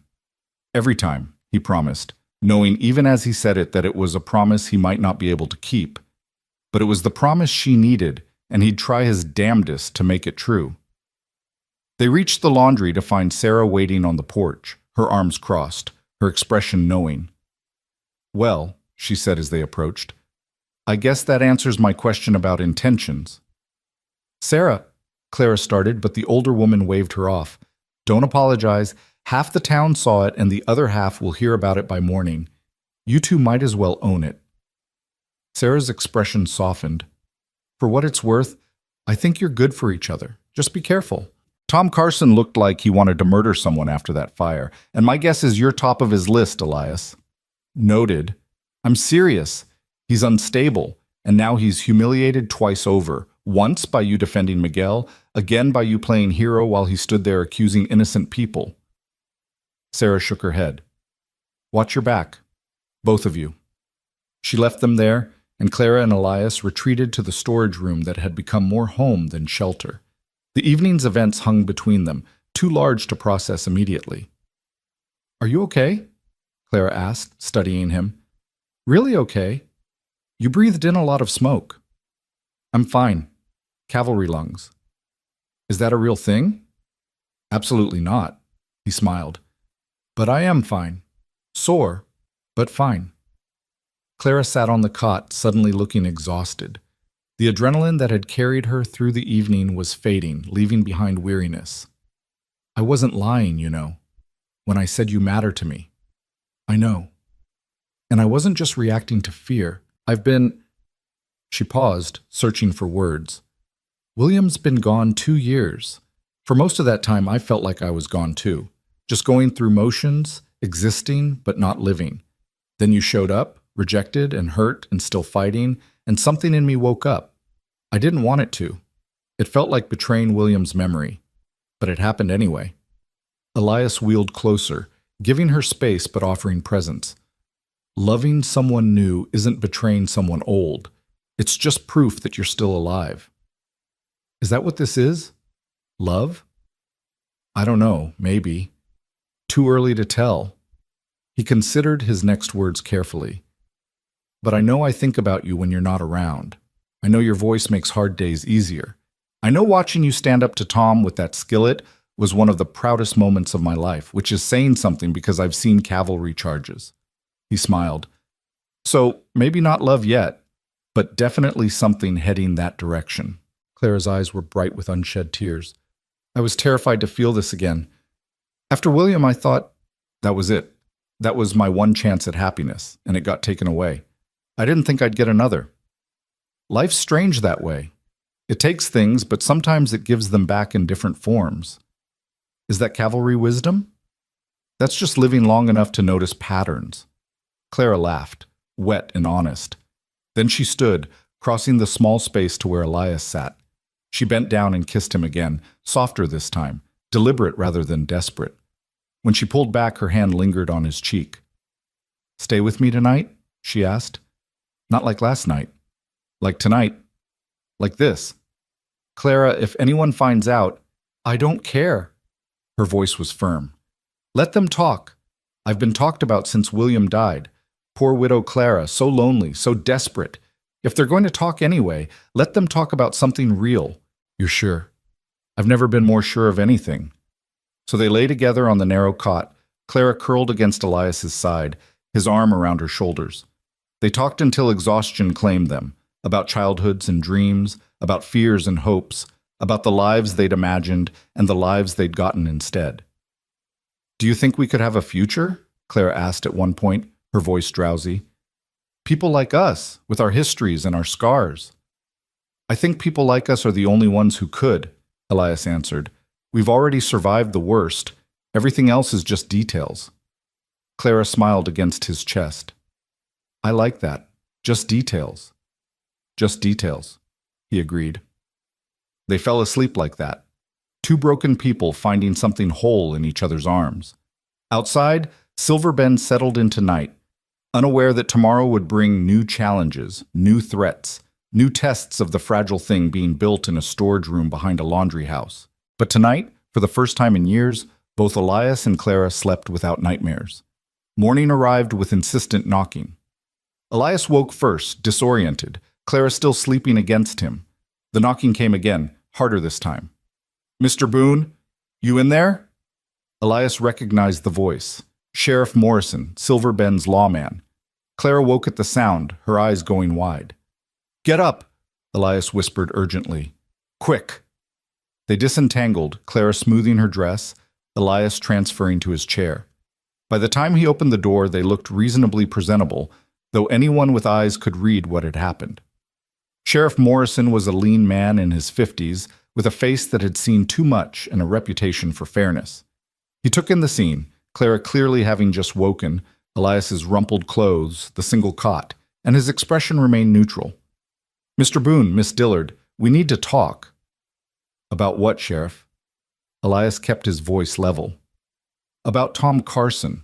He's filed a complaint against you, says you've been threatening him, harassing him, turning the town against him. That's a lie, Clara interjected. Tom's the one causing trouble. I know that, Miss Dillard. Half the town knows that. But Tom's got friends on the town council, and they're making noise. Morrison sighed, looking tired. I don't want trouble, Mr. Boone, but I need you to keep your head down for a while. Let things cool off. And if Tom doesn't let them cool off, then I'll deal with Tom. But right now, you're the easier target. You're new, He gestured vaguely at the wheelchair. You're different. Tom's using that, painting you as a troublemaker. So I should just accept being harassed, Elias's voice went hard. Let Tom do whatever he wants? I'm not saying that. I'm saying pick your battles. Last night you were a hero. Don't undo that by giving Tom ammunition. Morrison glanced at Clara, then back to Elias. And maybe be more discreet about your personal life. Town's already talking, and it's not all friendly. After the sheriff left, Clara and Elias sat in heavy silence. The world, it seemed, was determined to make everything difficult. He's right, Clara said finally. About being discreet. You said you didn't care what people thought.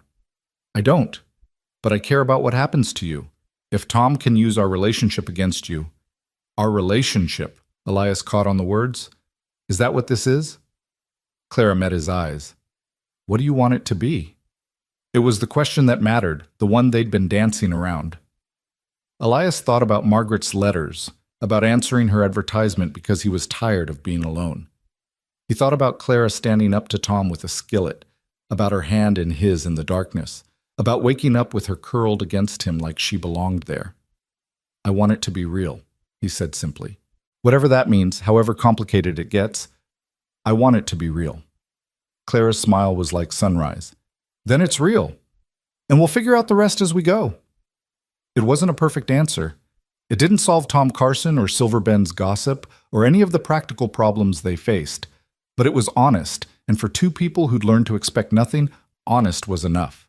We should get to work, Clara said, standing and straightening her dress.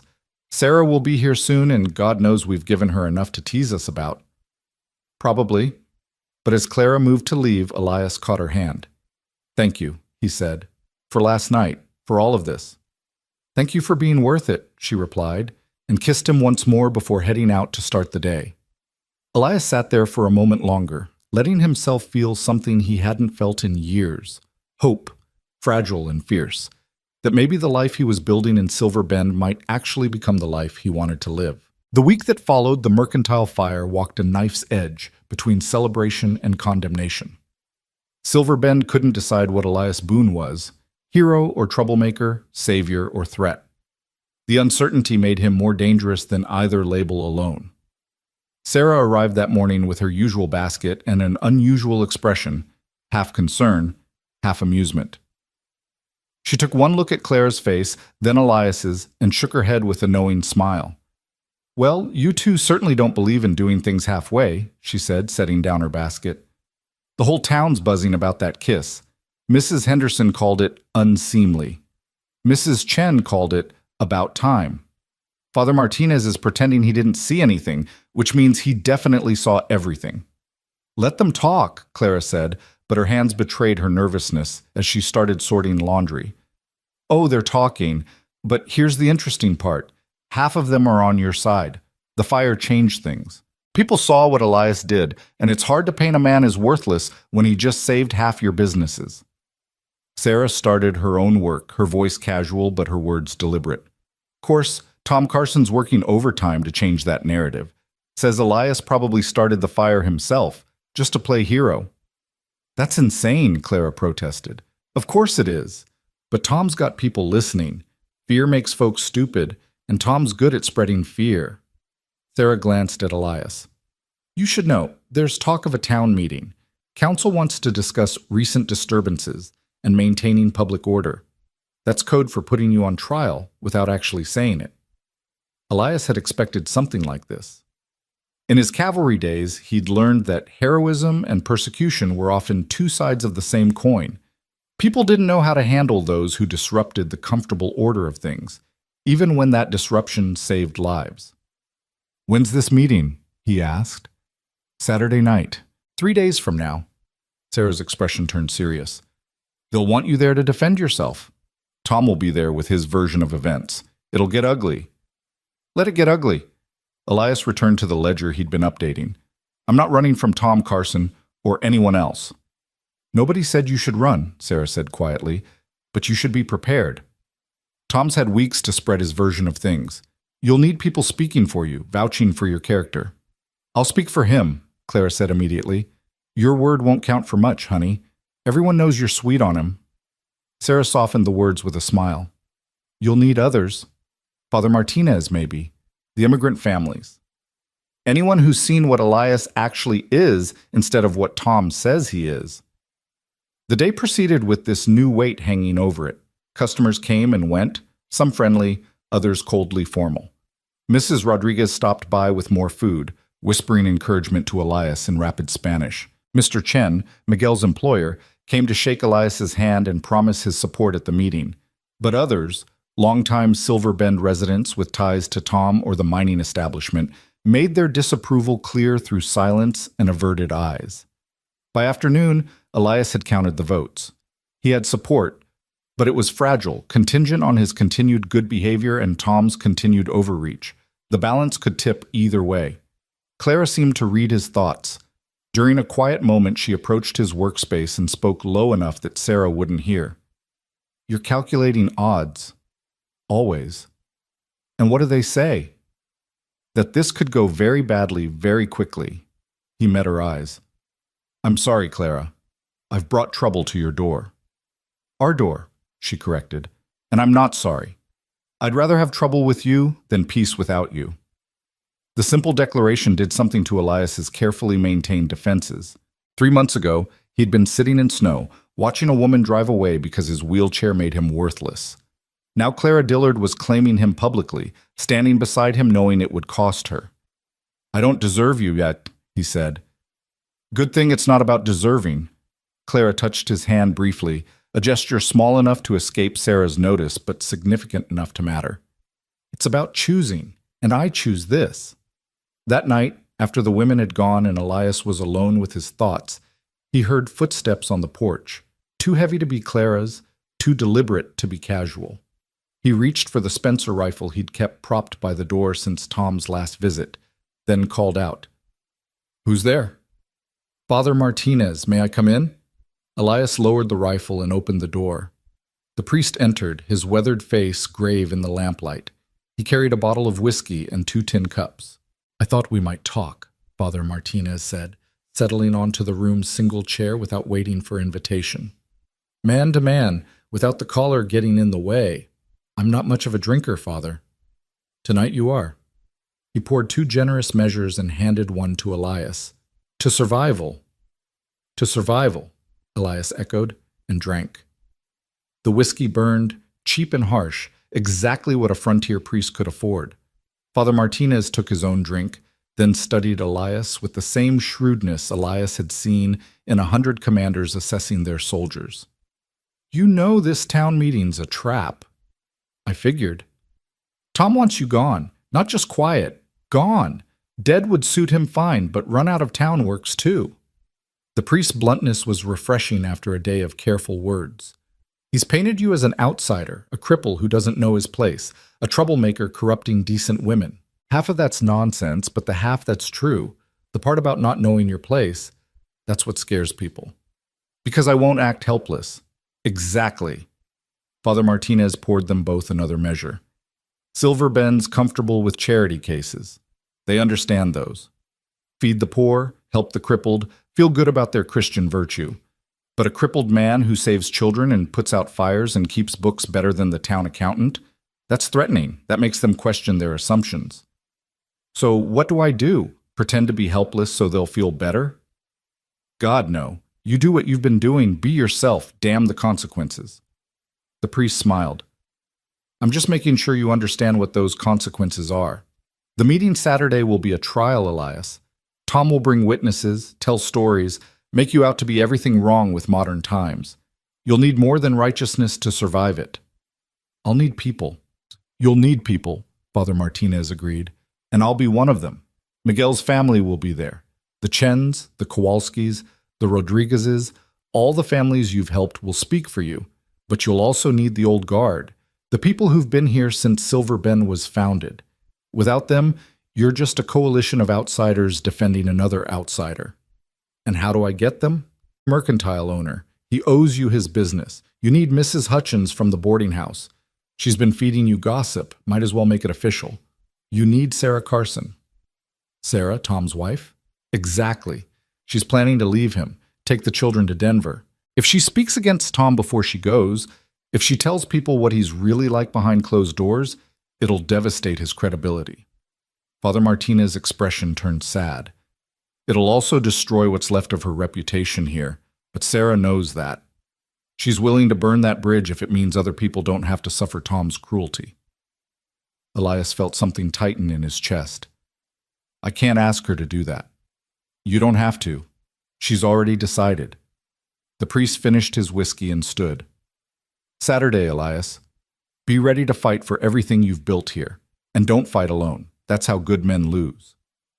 After Father Martinez left, Elias sat in the darkness, turning the priest's words over in his mind. He'd spent 3 years learning to be alone, to need nothing from anyone.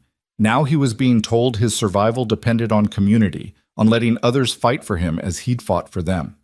It felt like weakness. It felt like strength. He couldn't tell which. The next 2 days blurred together in a mix of preparation and dread. Clara and Sarah worked double shifts, trying to get ahead on laundry so they could attend the meeting. Customers came and went, some warmly supportive, others coldly hostile. Elias kept the books, organized supplies, and tried to ignore the knot of anxiety growing in his stomach. On Friday, Sarah pulled him aside while Clara was dealing with Mrs. Henderson's latest complaint.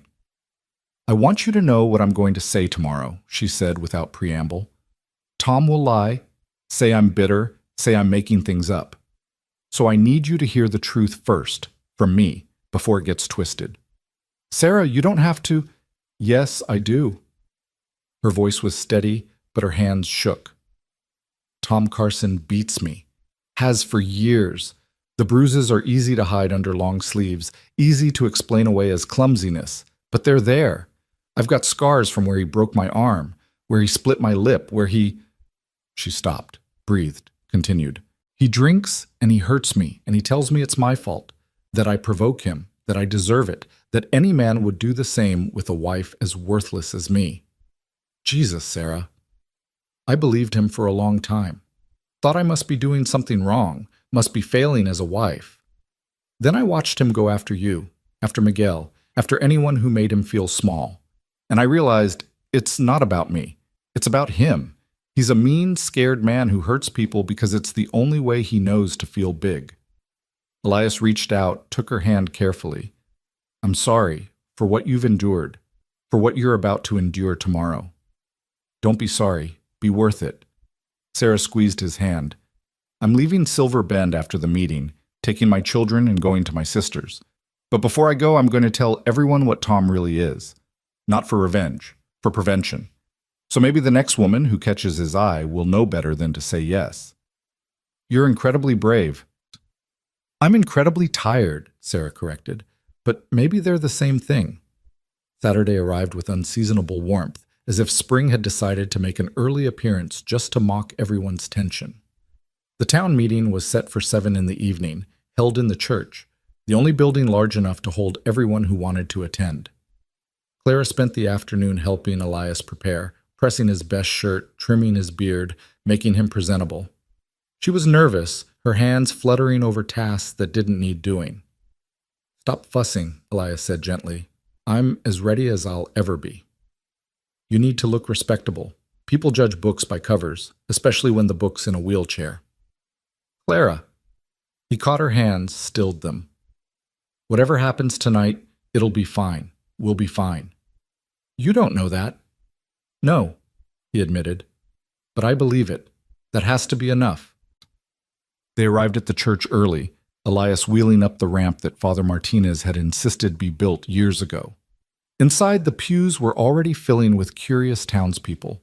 Tom Carson sat near the front, surrounded by his mining friends, large men with hard faces who looked ready for violence. On the other side, Miguel's family clustered together, clearly uncomfortable but determined. Clara guided Elias to a pew near the middle, positioning his chair in the aisle. Sarah arrived moments later with her children, sitting beside Clara with an expression that mixed defiance and terror. The room filled quickly. Mrs. Henderson and her society friends claimed the front pews, their faces already set in disapproval. The mercantile owner, Mr. Warren, sat alone near the back, his face bandaged from the fire. Mrs. Hutchins from the boarding house settled near the windows, fanning herself despite the moderate temperature. The town council, 5 men ranging from reasonable to reactionary, took their positions at the altar, transformed for the night into a makeshift court. Council Chairman Davies, a banker who'd made his fortune in railroad speculation, called the meeting to order with 3 sharp raps of his gavel. We're here tonight to discuss recent disturbances in Silver Bend, he announced, his voice carrying easily in the church's acoustics. Events that have disrupted our peace and raised questions about public safety. We'll hear from concerned citizens, examine the facts, and determine appropriate action. It was all very official, very democratic. It was also, as Father Martinez had warned, a trial. Tom Carson spoke first, standing with the careful precision of a man who'd limited his drinking specifically for this performance. His testimony was measured, reasonable, which made it more dangerous than any drunken rant. I'm not here to persecute anyone, Tom began, his voice full of false reasonableness. I'm here because I'm worried about our town, about the kind of people we're welcoming into our community. He paused, letting the words sink in. 3 months ago, a stranger arrived, Elias Boone. Presented himself as a respectable man, but what's happened since? Confrontations, violence, a fire that nearly destroyed the mercantile. The fire wasn't Elias's fault, someone called out. Mrs. Rodriguez, her accent thick with anger. Order, Davies rapped his gavel. Mr. Carson has the floor. Tom nodded, acknowledging the chairman before continuing. I'm not saying Mr. Boone started the fire, but I am saying trouble follows him. He attacked me outside this very laundry, unprovoked. That's a lie. Clara stood, her voice shaking with fury. You came after him, drunk and threatening. Miss Dillard, please sit down, Davies said, though his tone was less harsh than it might have been. Clara sat, but her hand found Elias's, gripping it tight. Around the room, people murmured, some in agreement with Tom, others in disagreement. Tom pressed his advantage. He's turned respectable women against their duties, corrupted them with inappropriate relationships. His gaze swept meaningfully over Clara. He's sided with foreigners against honest American workers. He's created division where there used to be harmony. And why? Because he's bitter, angry at the world for his condition. He wants us all to be as miserable as he is. It was masterful in a horrible way. Tom had taken every act of kindness, every moment of courage, and twisted it into evidence of malice. The wheelchair wasn't mentioned directly. Tom was too smart for that. But it hung over everything, the unspoken message being that Elias's disability had made him dangerous. When Tom sat down, several of his mining friends applauded. Davies had to use his gavel to restore order. "Does anyone wish to speak in Mr. Boone's defense?" Davies asked, his tone suggesting he expected silence. Father Martinez stood immediately. "I do, Chairman Davies." The priest's testimony was everything Tom's hadn't been: honest, direct, unafraid. He spoke about Miguel, about Elias's intervention, about courage in the face of injustice. He spoke about the fire, about watching Elias risk his life to save ammunition that would have destroyed half the street. He spoke about character, about the difference between performing respectability and actually possessing it. "Tom Carson talks about peace," Father Martinez concluded, his voice ringing with conviction. "But what he means is comfort. Comfort for people like him, people who've never had to question their place in the world. Elias Boone threatens that comfort because he refuses to accept the limitations others would place on him. That's not troublemaking, that's courage. And if Silver Bend punishes courage, we deserve every bit of stagnation and decay that follows." The church erupted. Some people applauded, others booed. Davies hammered his gavel until order returned. Mr. Warren spoke next, the mercantile owner, his bandaged face testament to the fire's damage. "Father's right about the ammunition. Elias saved my business, maybe my life. Whatever Tom says about him, that's the truth I saw." Mrs. Chen stood, her English halting but clear. "Mr. Boone helped my family when no one else do. He see us as people, not foreign. We stand with him." One by one, others rose to speak. Mrs. Rodriguez, Mrs. Kowalski, Miguel's father, through Father Martinez's translation. The coalition Father Martinez had predicted was forming, voices overlapping in support. But Tom's supporters spoke too. The mining foreman talked about disruption, about outsiders threatening their way of life. Mrs. Henderson decried the inappropriate relationship between Elias and Clara, calling it scandalous. Each testimony added weight to one side or the other, the scales tipping back and forth. Then Sarah Carson stood. The church went silent. Everyone knew Sarah, knew she was Tom's wife. Her standing to speak against him was unprecedented, shocking. "I have something to say," Sarah began, her voice small but growing stronger with each word. "About my husband, about the man Tom Carson really is." "Sarah, sit down," Tom growled, half rising from his pew. "No." She didn't look at him, kept her eyes on Davies. "I've sat down for 8 years. I've made excuses, hidden bruises, pretended everything was fine. I'm done pretending." The silence deepened, everyone leaning forward. "Tom Carson beats me," Sarah said clearly. "Has for years. Breaks things, breaks me, then tells me it's my fault. That I provoke him, that I deserve it." She rolled up her sleeves, revealing bruises in various stages of healing. "This is what Tom does when he's angry. This is the man calling Elias Boone dangerous." Tom was standing now, his face purple with rage. "You lying bitch! Order!" Davies hammered his gavel, but the church had dissolved into chaos. People were shouting, some at Sarah, some at Tom. The council members argued among themselves, trying to regain control. Sarah kept talking, her voice cutting through the noise. Elias Boone never laid a hand on anyone who didn't deserve it. He stood up to Tom, yes, because Tom was threatening an innocent boy. He confronted Tom again, because Tom came to the laundry drunk and violent. Every act Elias has been accused of has been defensive, protective. While my husband, her voice broke, but she forced herself to continue. My husband hurts people for entertainment. Clara was crying now, silent tears streaming down her face. Elias felt his own eyes burning. Sarah's testimony was destroying her, laying bare every private shame for public consumption, and she was doing it for him. Tom lunged for Sarah, but several men grabbed him, held him back. He struggled, cursing, but they were stronger. Davies hammered his gavel repeatedly, finally restoring something like order. Mrs. Carson, you've made serious accusations. Not accusations. Facts. Sarah's composure was cracking now, her voice shaking. I'm leaving Silver Bend tomorrow, taking my children somewhere safe. But before I go, everyone needs to know what Tom is. So when he comes after Elias again, and he will, maybe someone will stop him. She sat down abruptly, as if her legs couldn't hold her anymore. Clara reached across the aisle, taking Sarah's hand. The meeting devolved after that. The council tried to ask questions, but the crowd was too stirred up. Tom's supporters were calling Sarah a liar, a hysteric. But Elias could see doubt creeping into faces, people reassessing what they thought they knew. Finally, Davies declared a recess, said the council would deliberate and announce their decision shortly. The crowd spilled into the churchyard, breaking into angry clusters. Elias wheeled outside with Clara and Sarah needing air. I'm sorry, Sarah said to Elias. I know that was hard to watch. Don't apologize. What you did, that took more courage than anything I've done. Did it work? I don't know.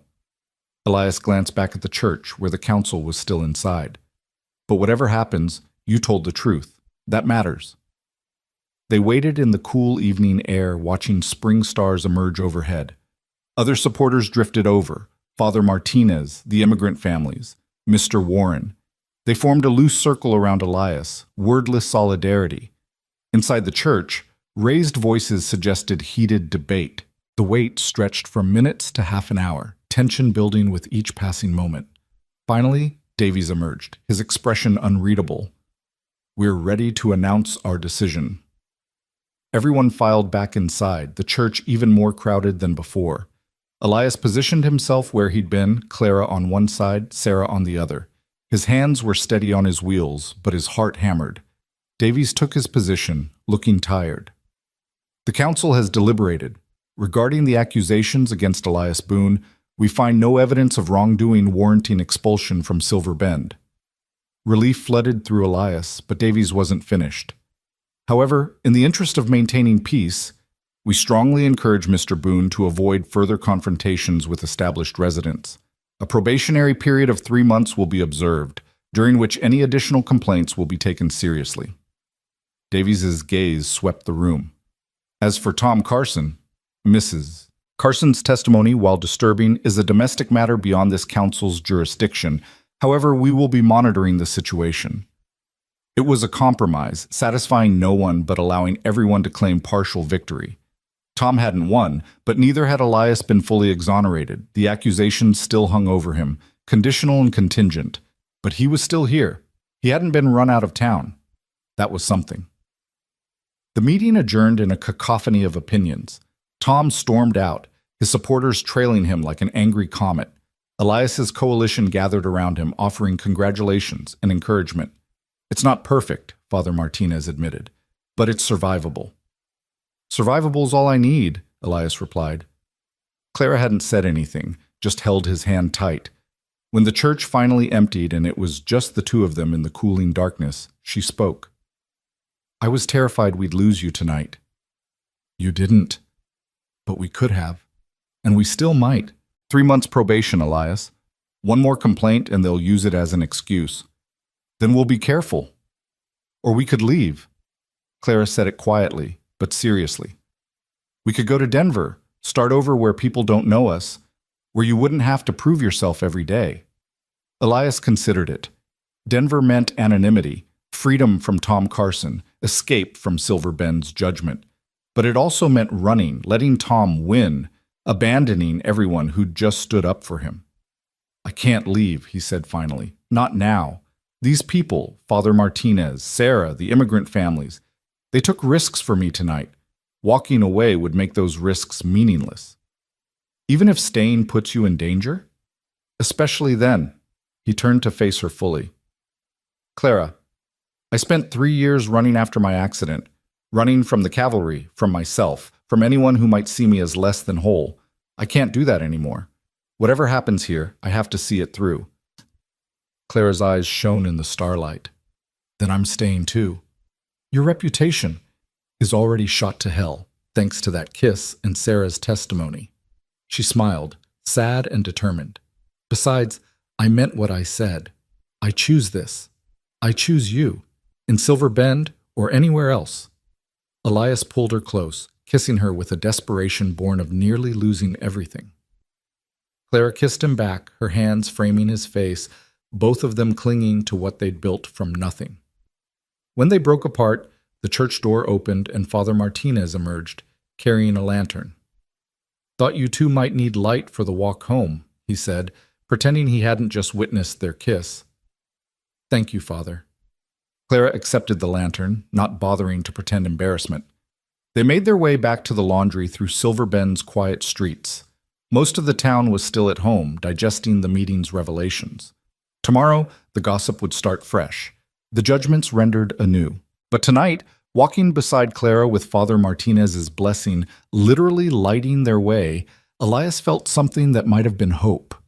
The storage room welcomed them back, small and familiar. Clara lit their own lamp, and Father Martinez's lantern was extinguished and set by the door. "I should go," Clara said, but she didn't move toward the door. "You should," Elias agreed, equally motionless. They looked at each other, the evening's intensity still humming between them. Finally, Clara crossed the room and kissed him again, softer this time, but no less significant. "I'm tired of should," she whispered against his lips. "Let's try want instead." "What do you want?" "To stay, to be with you, to stop pretending this isn't exactly what I need." So she stayed, and they lay together on the narrow cot, exhausted from the evening, but too wired to sleep. They talked about the meeting, about Sarah's courage, about Tom's rage. They talked about the future, uncertain but theirs to shape. 3 months, Clara mused. We have to make it 3 months without Tom causing more trouble. He won't wait 3 months. Tonight humiliated him. He'll come after us sooner. Then we'll be ready. Will we? Elias stared at the ceiling, calculating odds. Tom's got nothing to lose now. His reputation's destroyed, his wife's leaving, the town knows what he is. That makes him more dangerous, not less. Clara propped herself on one elbow, looking down at him. Then it's good you've got people who'll stand with you. I never expected that. People, I mean. After Margaret, after years of being invisible, I didn't think anyone would care. Well, you thought wrong. Clara's fingers traced patterns on his chest, absent and intimate. You made yourself matter, Elias, not through self-pity or demands for accommodation, but by being useful, kind, brave. You gave people reasons to care. I just did what needed doing.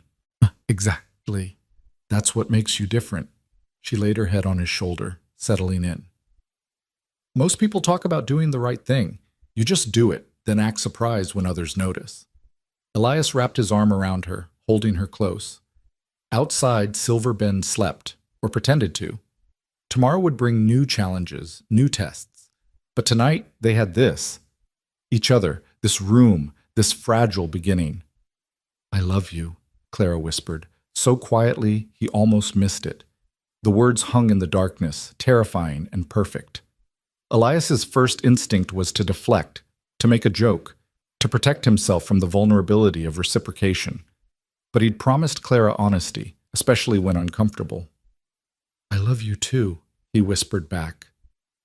I didn't plan to, didn't think I could, but I do. Clara's breath hitched, and he realized she was crying, not sad tears, but relief. She'd taken the risk of saying it first, exposed herself completely, and he'd caught her. They fell asleep like that, two people who'd survived too much finding safety in each other. And in the darkness of a storage room behind a laundry house, love, imperfect and complicated and absolutely real, took root and began to grow. Sunday morning arrived with the kind of crystalline clarity that made everything feel both more real and more fragile. Elias woke to find Clara already dressed, standing by the window watching the sunrise paint Silver Bend in shades of gold and rose. You're up early, he said, his voice rough with sleep. Couldn't sleep. She didn't turn from the window. Keep thinking about Tom, about what comes next. We'll handle it. Will we? Now she did turn, and Elias saw the fear she'd been hiding. Last night we won by the narrowest margin. If Tom does anything at all, the council will use it as an excuse. and Sarah's leaving today. We lose our most credible witness. Elias transferred to his chair, rolling to join her at the window. Silver Bend looked peaceful in the early light, but they both knew the peace was deceptive. Somewhere in this town, Tom Carson was waking up with rage and humiliation churning in his gut. Sarah did what she needed to do, Elias said, getting herself and her children to safety. That's the priority. We'll manage without her testimony. How? Same way we've been managing, one day at a time, doing what's right, building support. He reached for Clara's hand. We've got Father Martinez, the immigrant families, half the laundry's customers. That's not nothing. It's also not enough if Tom decides to get violent. She was right, and they both knew it. The town meeting had been civilized, barely, but civility was a thin veneer over Silver Bend's rougher nature. Out here on the frontier, justice was often more about power than principle. They heard footsteps on the porch, familiar ones. Sarah appeared at the door, looking exhausted but determined. Behind her, her two children waited with packed bags. I came to say goodbye, Sarah said simply. Clara crossed the room and embraced her, both women holding each other tight. Elias watched, feeling the weight of what Sarah was sacrificing. She'd stood up at that meeting knowing it would cost her everything. Her home, her place in Silver Bend, the life she'd built here.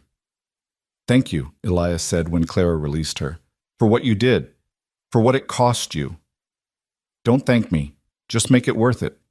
Sarah's smile was tired but genuine. Build something good here.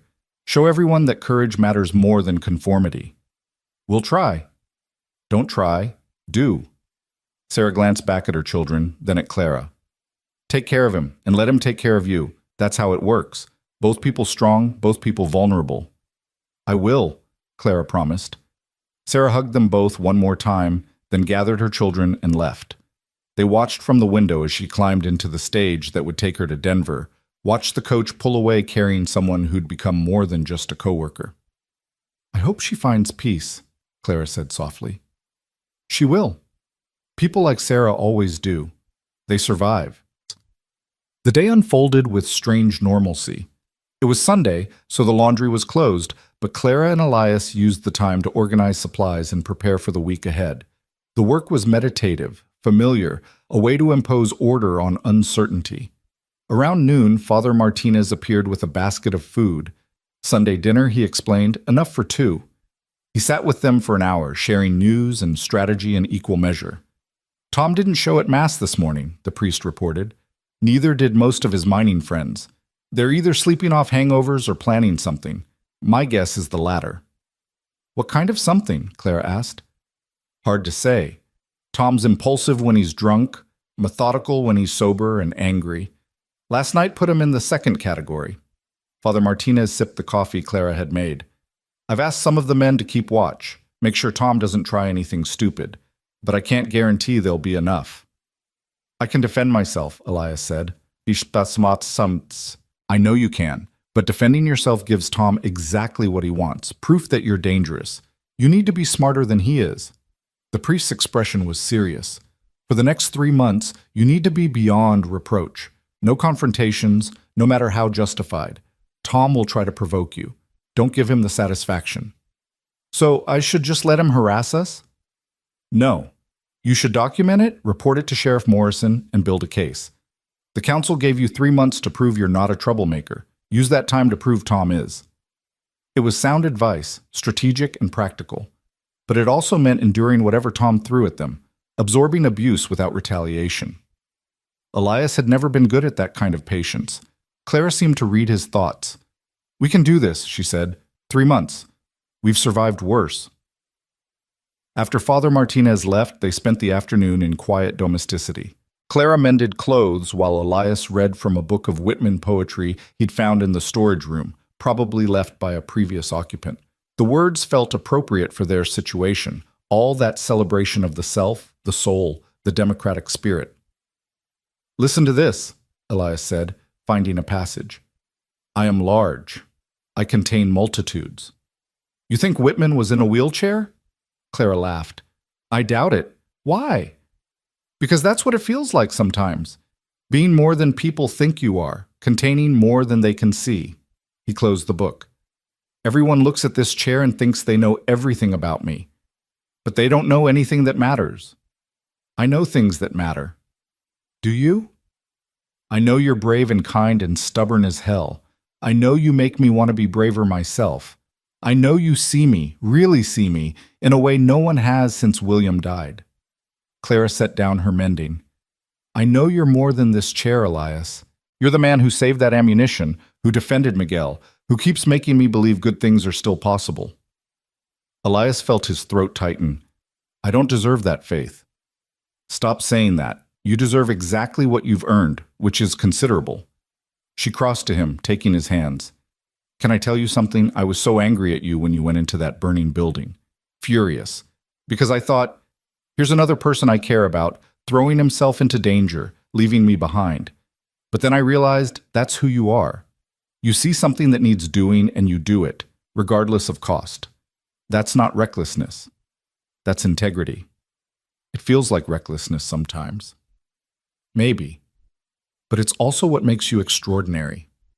They spent the rest of Sunday in that small room, talking and reading and simply being together. It was the kind of ordinary intimacy that felt revolutionary to people who'd been alone too long.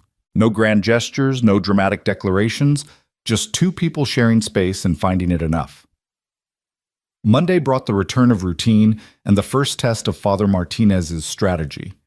Elias and Clara were organizing the morning's laundry when Tom appeared at the door, sober and coldly furious. Need to talk to you, Boone, Tom said without preamble. I don't think we have anything to discuss, Elias replied, keeping his voice level. I think we do. Tom stepped inside, his presence filling the room with threat. You got my wife to lie about me. Destroyed my reputation. Now she's gone and I got nothing. Sarah told the truth. What you have or don't have is your own doing. That's what you think? Tom moved closer, and Elias could smell the soap on him. He'd cleaned up, made himself presentable, all the more dangerous for being sober. I think you came to this town looking for trouble, found yourself a desperate widow woman, turned her against decent folk, made yourself into some kind of hero. But I see through it. What do you see, Tom? A cripple who can't accept what he is. Who has to tear other men down to feel big. Tom's voice was venomous. You think that chair makes you special, makes you brave? All it makes you is pathetic. Clara had moved closer, ready to intervene, but Elias caught her eye and shook his head slightly. This was exactly what Father Martinez had warned about, Tom trying to provoke a response he could use against them. If that's all you came to say, you can leave now, Elias said calmly. I'm not done. You got 3 months probation, but I got patience. I can wait. And when you slip up, and you will, I'll be there to make sure everyone knows it. Tom smiled, cruel and certain. Enjoy your time with the washerwoman, Boone. It won't last. He left, and the room felt cleaner without him. Clara rushed to the door, throwing the bolt. That was a threat, she said, her voice shaking. We should tell Sheriff Morrison. Tell him what? Tom came by, said some unpleasant things, then left. That's not illegal. Elias was already pulling out the ledger they'd started using to document interactions with Tom. But we write it down. Date, time, what was said, who witnessed it. We build our case. This is insane. We shouldn't have to live like this. No, we shouldn't, but we do. Elias finished his notes, dating and signing them. 3 months, Clara. We can endure 3 months of Tom's posturing if it means we get to stay. The week proceeded in that vein, Tom or his friends appearing regularly, always just staying within the bounds of legality, always pushing to provoke a response. Elias documented everything, noting dates and times with military precision. Sheriff Morrison, when approached, promised to keep an eye on things, but made it clear his hands were tied without actual law-breaking. By Friday, the strain was showing. Clara's sleep was troubled, Elias's patience wearing thin. They'd made it almost a week without incident, but the pressure was building. That evening, as they were closing up, Miguel appeared at the door with his father. Both looked worried. Mr. Boone, we have problem, Miguel's father said in halting English. Tom Carson, he tell Mr. Chen to fire Miguel. Say if he don't, miners will make trouble for his business. Can Mr. Chen refuse? Clara asked. He try, but miners are many. They threaten to break equipment, hurt workers. Mr. Chen, he scared. He tell Miguel not to come Monday. Elias felt rage building in his chest. Tom couldn't attack him directly, so he was going after the people Elias had defended. It was strategic and cruel, exactly Tom's style. We'll figure something out, Elias promised. After Miguel and his father left, Clara turned to Elias with frustration written across her face. He's doing this on purpose, hurting innocent people to get at you. I know. So what do? We find Miguel other work, and we document this too. Tom using intimidation to punish a child for my actions. It's one more piece of evidence. Evidence for what? A council that already doesn't want to act? A sheriff who's too scared of the mining contingent to enforce the law? Clara's voice rose with anger. We're building a case that no one will prosecute. Maybe, but it's all we've got. They spent Saturday trying to find work for Miguel, approaching various businesses with limited success. Most were too afraid of Tom's retaliation to help. Finally, Mr. Warren at the Mercantile agreed to take Miguel on, partly out of gratitude for Elias saving his business, partly because the fire had left him short-staffed. This won't make Tom happy, Warren warned. He'll come after me next. Probably, Elias admitted, but we'll document it. Everything he does, every threat, every act of intimidation. Eventually, there will be enough evidence that even the council can't ignore. Or Tom will get bored and move on to easier targets, Warren said doubtfully. That night, lying beside Clara in their usual tangle of limbs and shared warmth, Elias voiced the fear he'd been carrying. What if Father Martinez is wrong? What if being smart and strategic isn't enough? Then we'll try something else. Clara's hand found his in the darkness. But we don't give up. We can't. Even if it costs us everything? Especially then, because everything is only worth having if we earn it honestly. She shifted closer, her breath warm against his neck. I'm not leaving you, Elias. Not for Tom Carson, not for the council, not for anything. You're stuck with me. Good, he whispered. I wouldn't want to be stuck with anyone else. Sunday brought an unexpected development. Father Martinez arrived at the laundry with news that rearranged everything. The council's calling another meeting, he announced without preamble. Wednesday night, Tom's filed a formal complaint about harassment. Harassment? Claire's voice was incredulous. He's the one harassing us. I know, but he's claiming Elias has been spreading lies about him, turning the community against him, making it impossible for him to work or live peacefully. Father Martinez's expression was grim. He's got witnesses, his mining friends, who'll testify that Elias threatened him, that you two have been conducting a campaign of defamation. That's all lies, Elias said. Of course it is. But Tom's framing this as defensive action. He's saying you've been persecuting him since the first town meeting, that you're using your status as a hero to destroy his reputation. So what do?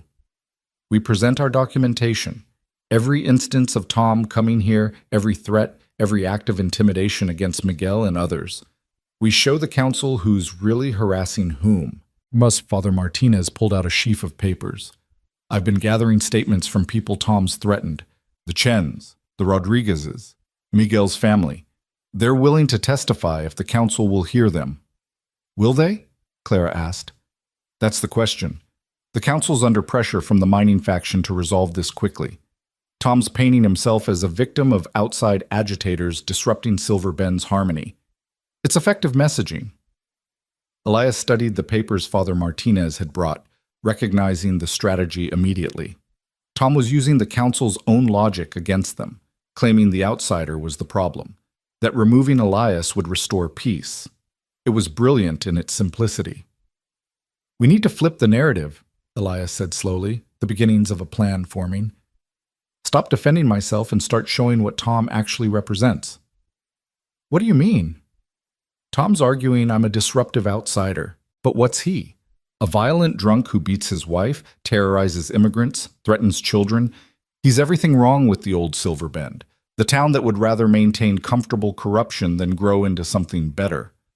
Elias's voice gained strength as the idea crystallized. We don't just defend me. We put Tom on trial. Show the council they're not choosing between me and peace. They're choosing between progress and stagnation. Father Martinez smiled slowly. That's ambitious. It's necessary. If I just defend myself, I'm playing Tom's game, but if I make this about Silver Bend's future, about what kind of town it wants to be, that's different. It's also risky, Clara pointed out. You're essentially challenging the entire power structure. The power structure that almost ran me out of town 2 weeks ago, I'm not exactly in their good graces anyway. Elias looked at Father Martinez. Can you get more people to speak? Not just about Tom, but about Silver Bend itself? About wanting a town where everyone's valued, not just the old guard. I can try. But Elias, you need to understand, if you lose this gambit, you won't just lose your probation, you'll lose everything. The council will make an example of you. Then I better not lose. The next 3 days were a whirlwind of preparation. Father Martinez gathered testimonies while Elias and Clara organized their documentation into a coherent narrative. They worked late into each night, Clara helping him draft a speech that would reframe the entire conflict. You need to acknowledge Tom's pain, Clara said during one late session. Not excuse it, but recognize he's also a victim of expectations, of a system that told him violence was acceptable, of a town that looked the other way. I can't defend him. I'm not asking you to. I'm asking you to show empathy, because that's what separates you from him. You see people's humanity even when they're hurting you. It was good advice, hard to swallow, but necessary. Elias revised his speech, adding nuance where there'd been only accusation. Tuesday night, unable to sleep, Elias wheeled outside and found Clara already there, sitting on the laundry's back step watching stars. Couldn't sleep either, he asked. Too much thinking. She made room for him, and he positioned his chair beside her. I keep imagining tomorrow, all the ways it could go wrong. Me too. Are we insane, challenging the whole town like this? Probably. Elias took her hand. But I'd rather be insane with you than sane without you. Clara laughed, the sound breaking the tension. That's the worst romantic sentiment I've ever heard. I'm a soldier, not a poet. You're my soldier. She squeezed his hand. Whatever happens tomorrow, I'm proud of you. Of us. We didn't back down, didn't run. That counts for something. It counts for everything. They sat there until the cold drove them inside, taking comfort in each other's presence. Tomorrow would bring the fight, but tonight they had this: peace, partnership, love. Wednesday arrived with clouds promising rain, appropriate weather for what was coming. Elias dressed carefully, Clara helping him with buttons. His nervous fingers fumbled.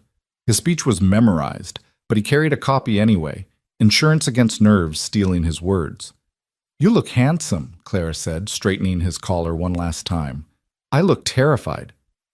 That too, but mostly handsome. She kissed him, soft and lingering. I believe in you. Even when I don't believe in myself? Especially then. That's what love is, believing in someone when they can't. They arrived at the church early, finding it already filling with people. The crowd was larger than the first meeting, drawn by curiosity and drama.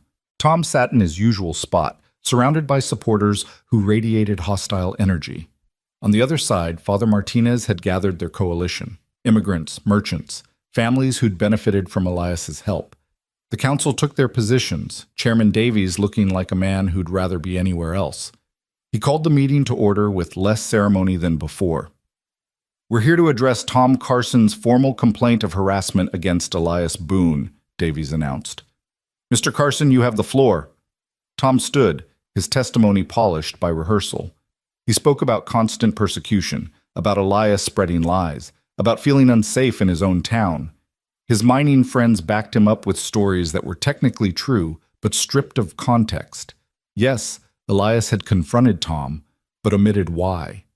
Yes, people avoided Tom now, but ignored his own role in that isolation. It was effective. Elias could see council members nodding, already forming opinions. The narrative was simple. Outsider disrupts town, must be removed to restore peace. Then it was Elias's turn. He wheeled to the front, positioning himself where everyone could see. His hands wanted to shake, but he forced them still. Chairman Davies, council members, people of Silver Bend, he began, his voice carrying clearly. Tom Carson is right about one thing. I am an outsider. I arrived 3 months ago with nothing but a wheelchair and hope. This town could have ignored me, rejected me, driven me off. For a while it looked like it would. He paused, letting that sink in. But something else happened. People like Father Martinez and Clara Dillard saw past the chair and recognized someone trying to contribute. The immigrant families saw someone willing to stand up when others stayed silent. Merchants like Mr. Warren saw someone willing to risk his life to protect this community. And slowly, painfully, I stopped being an outsider and started being part of Silver Bend. Movement in the crowd, people leaning forward. Tom Carson hates that. Not because I've done anything to him, but because my presence challenges his authority. In the old Silver Bend, the town Tom wants to preserve, men like him could terrorize immigrants, abuse their wives, and face no consequences. Power protected power, and everyone else just endured. Tom started to stand, but Davies waved him down. Elias continued, gaining momentum. I'm not here to attack Tom. He's as much a victim of that old system as anyone, taught that violence was acceptable, that might made right, that admitting vulnerability was weakness. He learned those lessons well. Too well. Elias's voice softened. But that doesn't excuse what he's done. Sarah Carson bore the physical scars of those lessons. Miguel bore the fear. Every immigrant family in this room has felt the weight of Tom's conviction that they don't belong. He pulled out his documentation, holding it up. Tom claims I've harassed him. Here's the truth. Every interaction documented, dated, witnessed. Tom coming to the laundry to threaten me. Tom forcing Mr. Chen to fire Miguel. Tom telling merchants not to serve me. Not harassment of Tom, but harassment by Tom. Father Martinez stood, adding his testimony and the others he'd collected. The Chens spoke about threats, the Rodriguezes about intimidation, Miguel's father about fear for his son's safety. One by one, Tom's victims found their voices. The crowd's mood was shifting. Elias could feel it. People were seeing Tom differently, seeing Silver Bend differently. This meeting isn't really about Tom Carson or Elias Boone, Elias concluded, returning to his central point. It's about what Silver Bend wants to be. A town that protects bullies, or one that protects the vulnerable? A place where your value is determined by when you arrived or by what you contribute? A community that fears change or embraces growth? He met Davies's eyes, then looked at each council member in turn. I'm asking you to choose the future, not because I'm special, but because that's what towns do if they want to survive. They adapt, they include, they become better versions of themselves. He paused. I love Silver Bend. It gave me a home when I had nothing. It gave me Clara. It gave me purpose. I want to help it become everything it could be, but I can only do that if you choose to let the old Silver Bend die and something better be born. He wheeled back to his seat in absolute silence. Clara's hand found his, squeezing tight. Around the room, people were looking at each other, at the council, at Tom, seeing everything with new eyes. Davies cleared his throat. Does anyone else wish to speak, Mrs.? Henderson stood, surprising everyone. I haven't always approved of Mr. Boone. I found his relationship with Miss Dillard unseemly, his confrontations with Tom distasteful. But he's right about one thing. Silver Bend needs to decide what it is. And I'd rather live in a town that values courage over comfort. Others spoke, some supporting Elias, others defending Tom, the debate growing heated. But the tenor had changed. Elias had shifted the question from, is Elias troublesome, to, what do we want to be? Finally, Davies called for order. The council will deliberate. The wait was longer this time, over an hour of tense silence. When the council returned, Davies looked grim but resolved. We've reached a decision. Tom Carson's complaint is dismissed. Furthermore, Mr. Carson is hereby placed under official warning. Any further acts of intimidation or violence will result in legal action. Davies turned to Elias. Your probation is lifted. The council recognizes your contributions to Silver Bend and welcomes you as a full member of this community. The room erupted. Elias's supporters cheered, Tom's followers protested. But it was done. He'd won. Tom stormed out, his remaining friends following, but Elias barely noticed, too overwhelmed by people pressing forward to congratulate him. Father Martinez embraced him, tears in the old priest's eyes. Mrs. Chen brought her whole family to shake his hand. Even Mrs. Henderson offered grudging respect. Through it all, Clara stayed beside him, her pride evident in every expression. When the crowd finally thinned, she leaned down and whispered in his ear, "You magnificent bastard. You actually did it." "We did it," he corrected. "No, this was you. Your words, your courage, your vision." She kissed his cheek, not caring who saw. "I've never been more proud of anyone." They walked home through Silver Bend's streets, and for the first time Elias felt like he truly belonged. People called greetings from windows. Father Martinez walked beside them, sharing plans for the town's future. Miguel ran up to say Mr. Chen had rehired him. Back at the laundry, alone finally, Clara and Elias collapsed onto the cot in exhausted triumph. "I can't believe that worked," Elias said. "I can. You gave them permission to be better than they were. That's powerful." Clara traced his jawline with her finger. "What happens now?" "Now we live. Build the life we've been fighting for. Get married, maybe, if you'll have me." Clara's breath caught. "Is that a proposal?" "It's a question. I'm fresh out of eloquence for today." "Then, yes. Absolutely yes." She kissed him, and it tasted like promise, like future, like everything they'd fought for made real. Outside, rain finally began to fall, washing Silver Bend clean. The rain continued through the night, a steady drumming that seemed to wash away more than just dust from Silver Bend's streets. Clara fell asleep with her head on Elias's chest, his proposal still humming between them like something alive and electric. He lay awake longer, listening to the rain and her breathing, trying to process the enormity of what had happened. He'd won. Not just survived, not just endured, actually won. The council had chosen the future over the past, had chosen him over Tom Carson's vision of Silver Bend. It felt impossible, miraculous, terrifying in its completeness. But as he drifted towards sleep, one thought kept circling back. Tom had left that church with murder in his eyes. Men like Tom didn't accept defeat gracefully. They festered, plotted, waited for the perfect moment to strike back. Morning arrived with continued rain and an unexpected visitor. Sheriff Morrison appeared at the laundry door just after dawn, his expression grave. "Mr. Boone, Miss Dillard, we need to talk." Clara wrapped her shawl tighter, suddenly awake and alert.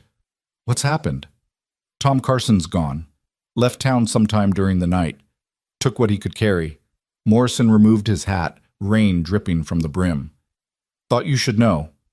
Also thought you should know he was making threats before he left. Told his mining friends he wasn't done with you, that he'd be back to settle accounts."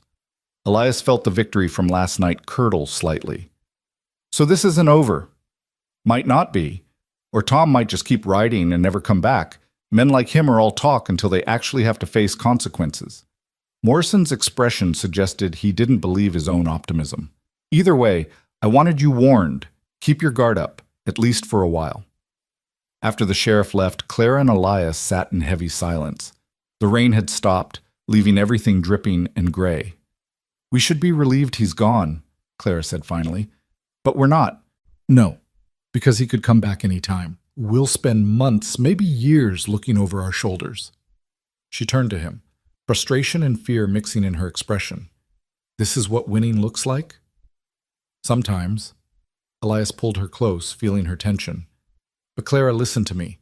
Tom being gone is better than Tom being here, regardless of what he might do later. We can't live in fear of possibilities. We have to live in the reality we've got.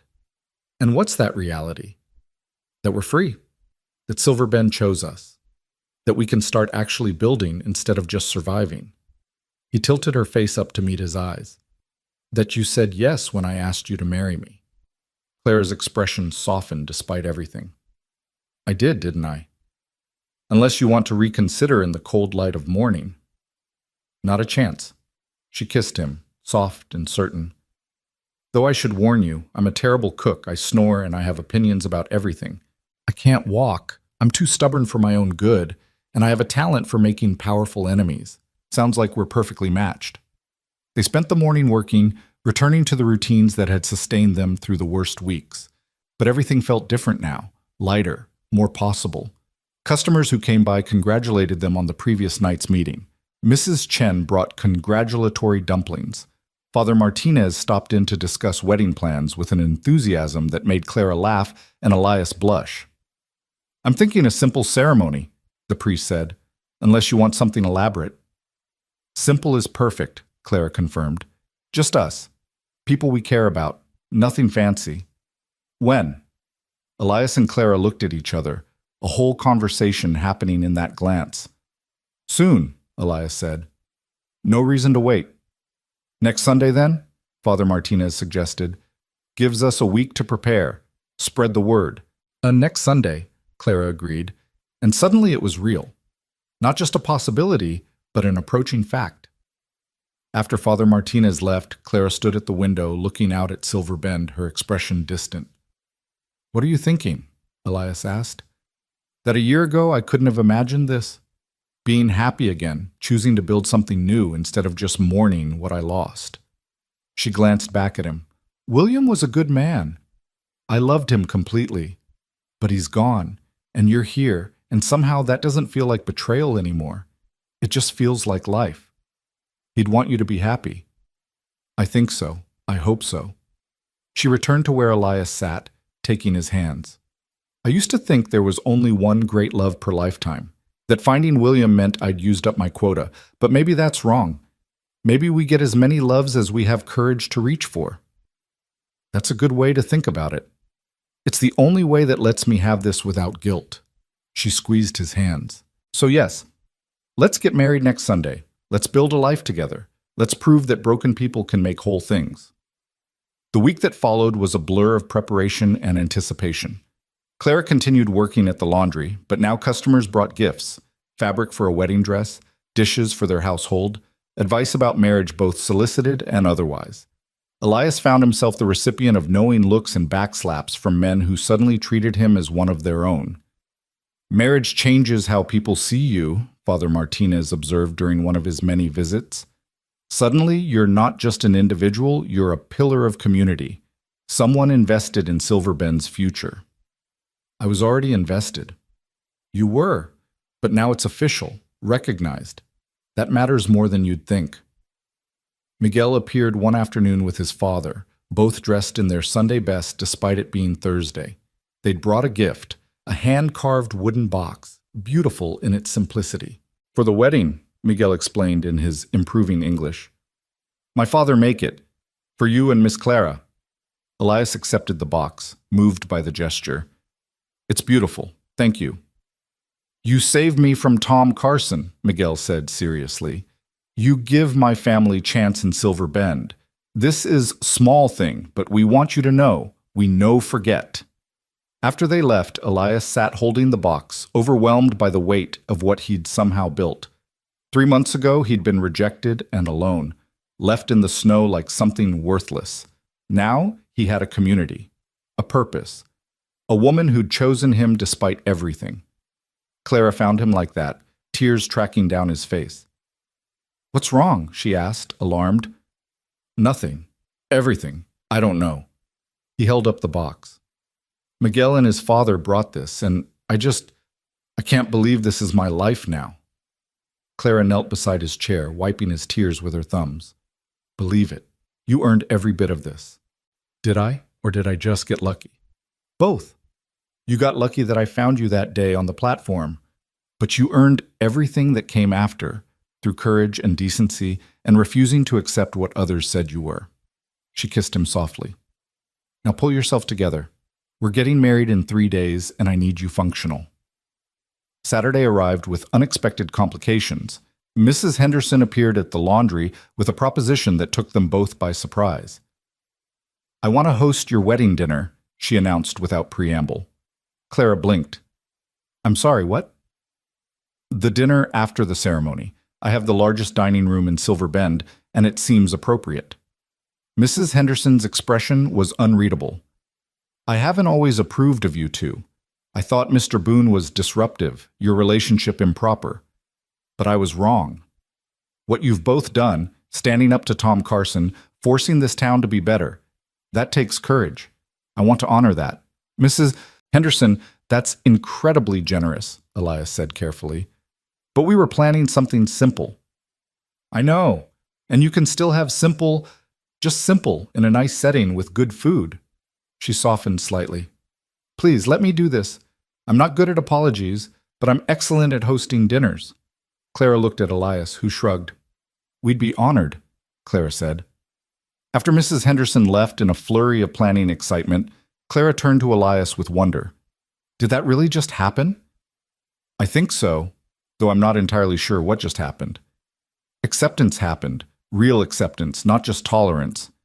Clara's smile was brilliant. We're not outsiders anymore, Elias. We're part of Silver Bend. Sunday morning dawned clear and warm, spring finally asserting itself after months of winter's grip. Clara had spent Saturday night with Mrs. Rodriguez, observing the tradition of not seeing the groom before the wedding. Elias woke alone in the storage room, nervous energy making sleep impossible. Father Martinez arrived early, helping him dress in the new suit that had somehow appeared, a gift from the merchant, Mr. Warren, payment for saving his store. How are you feeling? The priest asked as he helped with Elias's collar. Terrified. Excited. Like I might throw up. That's how everyone feels on their wedding day. It's normal. Father Martinez stepped back, assessing. You look good. Happy. I am happy. Also terrified. Also normal. The priest's expression turned serious. Can I give you some advice? Unsolicited and probably unwelcome. Always. Marriage is hard, harder than war, harder than survival, harder than anything you've faced, because it requires constant vulnerability, constant choosing each other even when it's uncomfortable. Father Martinez's eyes held decades of wisdom from counseling countless couples. You and Clara have both been hurt badly. You'll carry those scars into this marriage. The trick is not letting those old wounds infect the new relationship. How do we do that? Honesty, communication, forgiveness, all the boring virtues that sound easy but are agonizing in practice. He smiled. But you two have something most couples don't. You've already been tested. You've faced down Tom Carson, the town council, all of Silver Bend's judgment. If you can survive that, you can survive anything marriage throws at you. The ceremony was set for 10 o'clock. Elias wheeled to the church early, finding it already decorated with wildflowers that Miguel's family had gathered. People were arriving in their Sunday best, filling the pews with friendly faces. Then Clara appeared at the back of the church, and Elias forgot how to breathe. She wore a simple dress of blue cotton, not white, acknowledging her status as a widow. But she'd somehow transformed it into something beautiful. Her hair was loose, flowing over her shoulders in waves she usually kept pinned up. She carried a bouquet of the same wildflowers that decorated the church. She was the most beautiful thing Elias had ever seen. Father Martinez began the ceremony, his voice warm and official. The words washed over Elias: love, honor, cherish, all the traditional promises.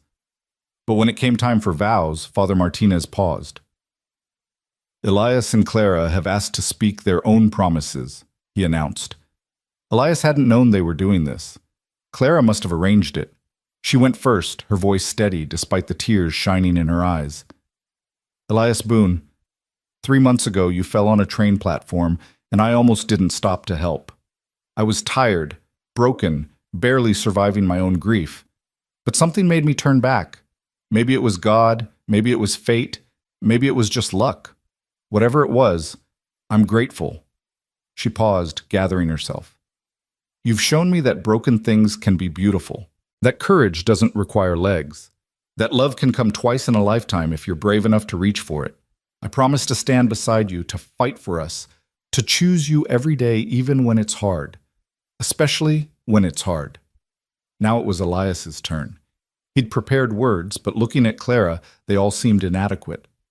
Clara Dillard, you saved my life on that platform, not just physically, but in every way that matters. You saw past the wheelchair to the man I was trying to become.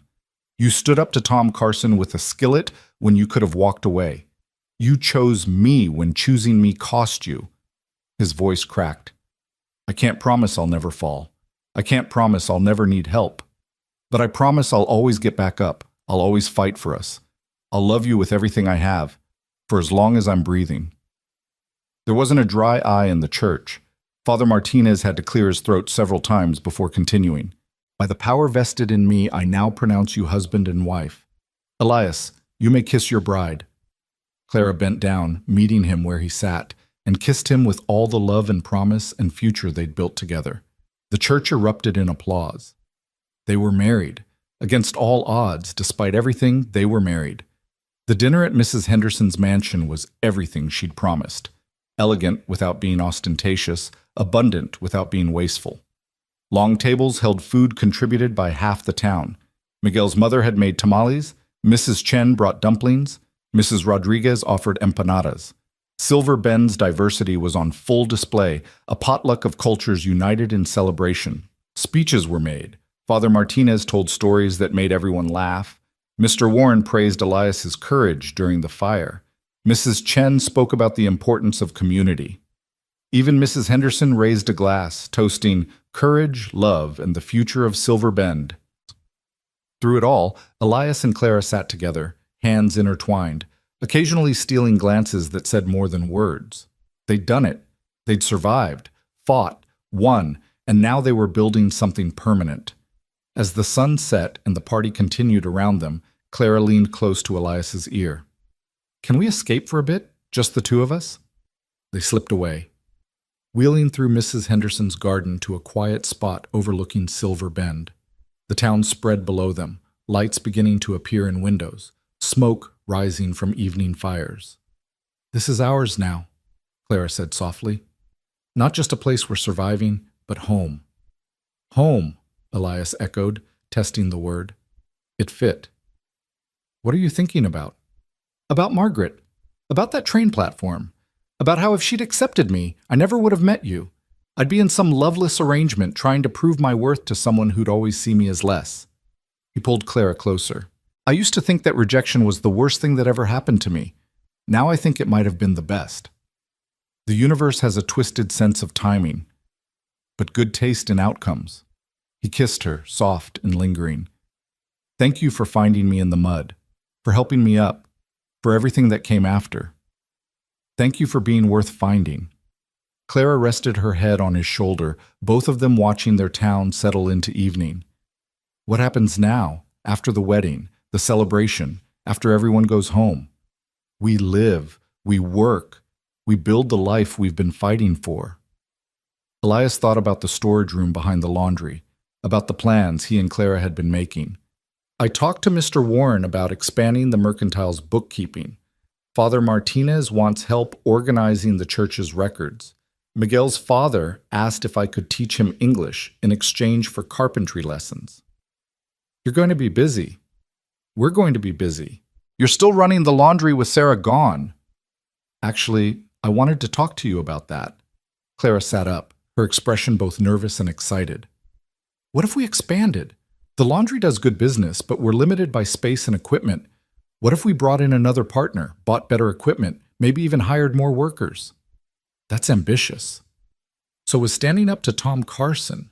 So was changing the town council's mind. Why stop being ambitious now?" Her eyes shone with possibility. "We could build something real, Elias. Not just survive, but thrive. Create jobs, help other people the way we were helped." Elias felt something ignite in his chest. The same spark he'd felt in the cavalry when given an impossible mission, the same determination that had carried him through 3 years of rebuilding himself. This was what life after survival looked like. Purpose, growth, building something that mattered. "Let's do it," he said. "Let's build an empire of laundry and bookkeeping." Clara laughed, the sound pure joy. "An empire, I like that." They sat there as darkness deepened, making plans and dreaming futures. Behind them, the party continued without them, their absence barely noticed. They'd return soon, rejoin the celebration, but this moment was theirs alone. Two people who'd been broken finding wholeness in each other. A month passed in a blur of work and adjustment.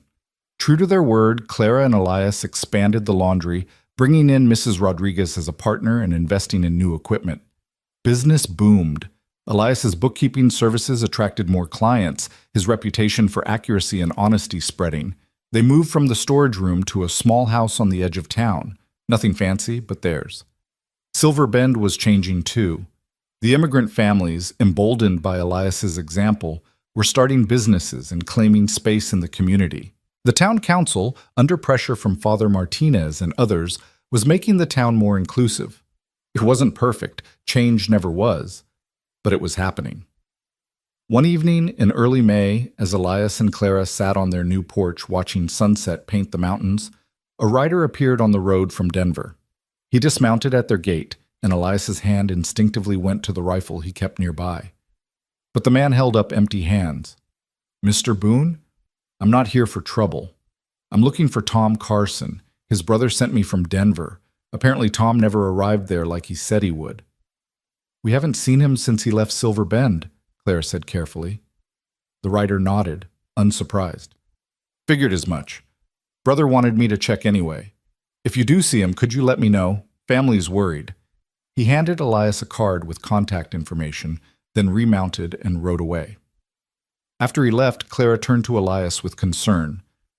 "Do you think Tom's coming back?" "I don't know. Maybe he kept riding. Maybe he started over somewhere else. Maybe he's exactly where he said he'd be, and his brother's worried for nothing." Elias pocketed the card. "But honestly, I can't spend my life wondering. We have to live like Tom's gone and hope we're right." "That's not very strategic." "No, but it's the only way to actually live." Clara was quiet for a moment, then nodded. "You're right. We can't let Tom Carson haunt us forever. We won. We're building a life. That has to be enough." But that night, Elias woke from a nightmare about the train platform, about Margaret driving away, about being left in the snow. Except in the dream, when Clara arrived to help him up, she kept walking. Everyone kept walking. And he was alone again. Clara woke when he jerked upright, her hand immediately finding his in the darkness. "Bad dream?" "Stupid dream, about being alone." "You're not alone." She pulled him close, her warmth solid and real. "You're stuck with me, remember? For better or worse, in sickness and health, all those promises." "I know. Sometimes the old fears just resurface." "Mine too." Clara's voice was soft in the darkness. "Sometimes I wake up and panic thinking you're William, that I'm going to lose you the same way. Then I remember you're you, this is now, and the fear passes." "Does it? Pass completely?" "No, but it gets smaller, more manageable. That's how healing works. The wounds don't disappear, they just hurt less over time." They lay together in their bed, in their house, in their town, and let the fear run its course. By morning, it had faded again, manageable, if not gone. Summer arrived, bringing with it heat and thunderstorms and continued growth. The laundry was thriving, Elias's bookkeeping services were in demand, and their home had become a gathering place for Silver Bend's outsiders turned insiders. Miguel came by regularly for English lessons. Mrs. Chen brought them vegetables from her garden. Father Martinez joined them for Sunday dinners, his presence a benediction on the life they were building. One particularly hot afternoon in July, Sheriff Morrison appeared at their door with news that changed everything. "Found Tom Carson," he said without preamble, or rather found what's left of him. Body turned up outside Boulder. Been dead about 2 months by the coroner's estimate. Looks like he tried to rob a merchant. Merchant fought back. Tom took a bullet he didn't recover from. Elias felt something complicated twist through him. Relief, yes, but also sorrow for a life wasted on anger and violence. "His brother's been notified," Morrison continued. "Wanted me to tell you. Figured you'd want to know he's not coming back." After the sheriff left, Elias and Clara sat together processing the news. "I should feel glad," Elias said. "He was a threat. He hurt people. The world's probably better without him. But you don't feel glad." "I feel sad. That Tom never figured out how to be anything but angry. That he died alone and desperate, probably scared." Elias looked at his hands, remembering all the times Tom had threatened him. He could have been different. If someone had helped him the way people helped me, maybe things would have ended differently. Maybe. Or maybe Tom was always going to choose violence. "You can't save everyone, Elias." Clara's voice was gentle but firm. "You tried to be better than him, and you succeeded. That has to be enough." "Is it?" "It has to be." Because you can't carry Tom's choices along with your own. He made his decisions, they led where they led. You made yours, and look where they brought you. She gestured around their home at the life they'd built. You chose courage over bitterness, love over isolation, growth over stagnation. Tom chose differently. That's not on you. Elias knew she was right, but the sadness lingered. That night, lying in bed, he voiced the thought he'd been carrying. I keep thinking about that train platform. If Margaret had accepted me, I might have become like Tom, bitter, angry, blaming everyone else for my problems. But because she rejected me, because I hit bottom and had to rebuild, I became this instead. This? Clara prompted. Someone who knows what rock bottom looks like and chooses to help others up. Someone who's been broken and uses that knowledge to understand other broken people. He turned to look at her in the moonlight. Tom never had that. Never hit bottom hard enough to have to rebuild. So he just kept hurting people until someone hurt him back. That's a very compassionate reading of a man who tried to destroy you. Maybe, but I think it's also true. Elias pulled Clara closer. I'm not glad he's dead, but I'm grateful I'm not him. Does that make sense? Perfect sense. Clara kissed his shoulder. You're a good man, Elias Boone, even when you don't want to be. August brought Silver Bend's Summer Festival, a celebration of the town's founding. In previous years, it had been an exclusive affair dominated by the old guard families. This year, Father Martinez and the town council, pressured by their changing constituency, opened it to everyone. Elias and Clara attended together, wheeling through the crowded main street where vendors sold food and children played games. They were greeted warmly by dozens of people, no longer outsiders, but integral parts of Silver Bend's fabric. Look at this, Clara said, gesturing to the diverse crowd. 6 months ago, half these people would have been excluded. Now they're celebrating together. 6 months ago, we would have been excluded, Elias pointed out. Exactly. We changed this town, Elias. Maybe not completely, maybe not perfectly, but we changed it. That evening, as the festival wound down, Father Martinez found them and pulled them aside. The council wants to talk to you both about a proposition. They followed him to the church, where Chairman Davies and 2 other council members waited. Davies looked uncomfortable but determined. Mr. and Mrs. Boone, thank you for coming. We have a request, or rather, an offer. He cleared his throat. Silver Bend is growing. We need someone to help manage that growth, coordinate between the different communities, help new arrivals integrate. We'd like to create a position for that purpose, and we'd like to offer it to you, Mr. Boone. Elias was stunned. You want me on the town council? Not exactly, more like a liaison position, working with the council but also with the people. Someone who understands what it's like to be an outsider, who can bridge the gap between old Silver Bend and new. Davies seemed genuine in his offer. It would come with a modest salary and official recognition. We think you're the right person for this. Can I think about it? Of course. Take a few days, discuss it with your wife, but we hope you'll accept. Silver Bend needs people like you, people who push us to be better than we are. Walking home through the warm summer night, Elias and Clara debated the offer. It's a good opportunity, Clara said. Official recognition, steady income, a chance to help shape Silver Bend's future. It's also political. I'd be representing the council to people who might not trust them, and representing those people to a council that's still learning to include them. I'd be caught in the middle of every conflict. So, basically what you've been doing anyway, just with pay and a title. Elias laughed. Fair point. He considered it seriously, weighing pros and cons. What do you think I should do? I think you should do what your gut tells you. You've never steered us wrong before. His gut said yes. Said this was why he'd come to Silver Bend, why he'd survived rejection and Tom Carson and the town meeting. Not just to find a place for himself, but to help create a place for others. I'll do it, he decided, but only if they agree to some conditions. What conditions? The position needs real authority, not just symbolic. I need to be able to make recommendations the council actually considers. And I want to guarantee that we keep pushing for inclusion, not just maintaining the status quo we've reached. He looked at Clara. I didn't fight this hard to settle for halfway. That's my husband, Clara said with pride. Never settling for halfway. Elias accepted the position, and Silverbend entered a new phase of development. His work was challenging, often frustrating, sometimes heartbreaking, but it was also meaningful in a way nothing since the cavalry had been. He was building something that would outlast him, creating a community that valued courage over comfort. Clara's laundry business continued thriving. They hired 2 more workers, both immigrant women who needed the work. The operation expanded beyond laundry into general household services.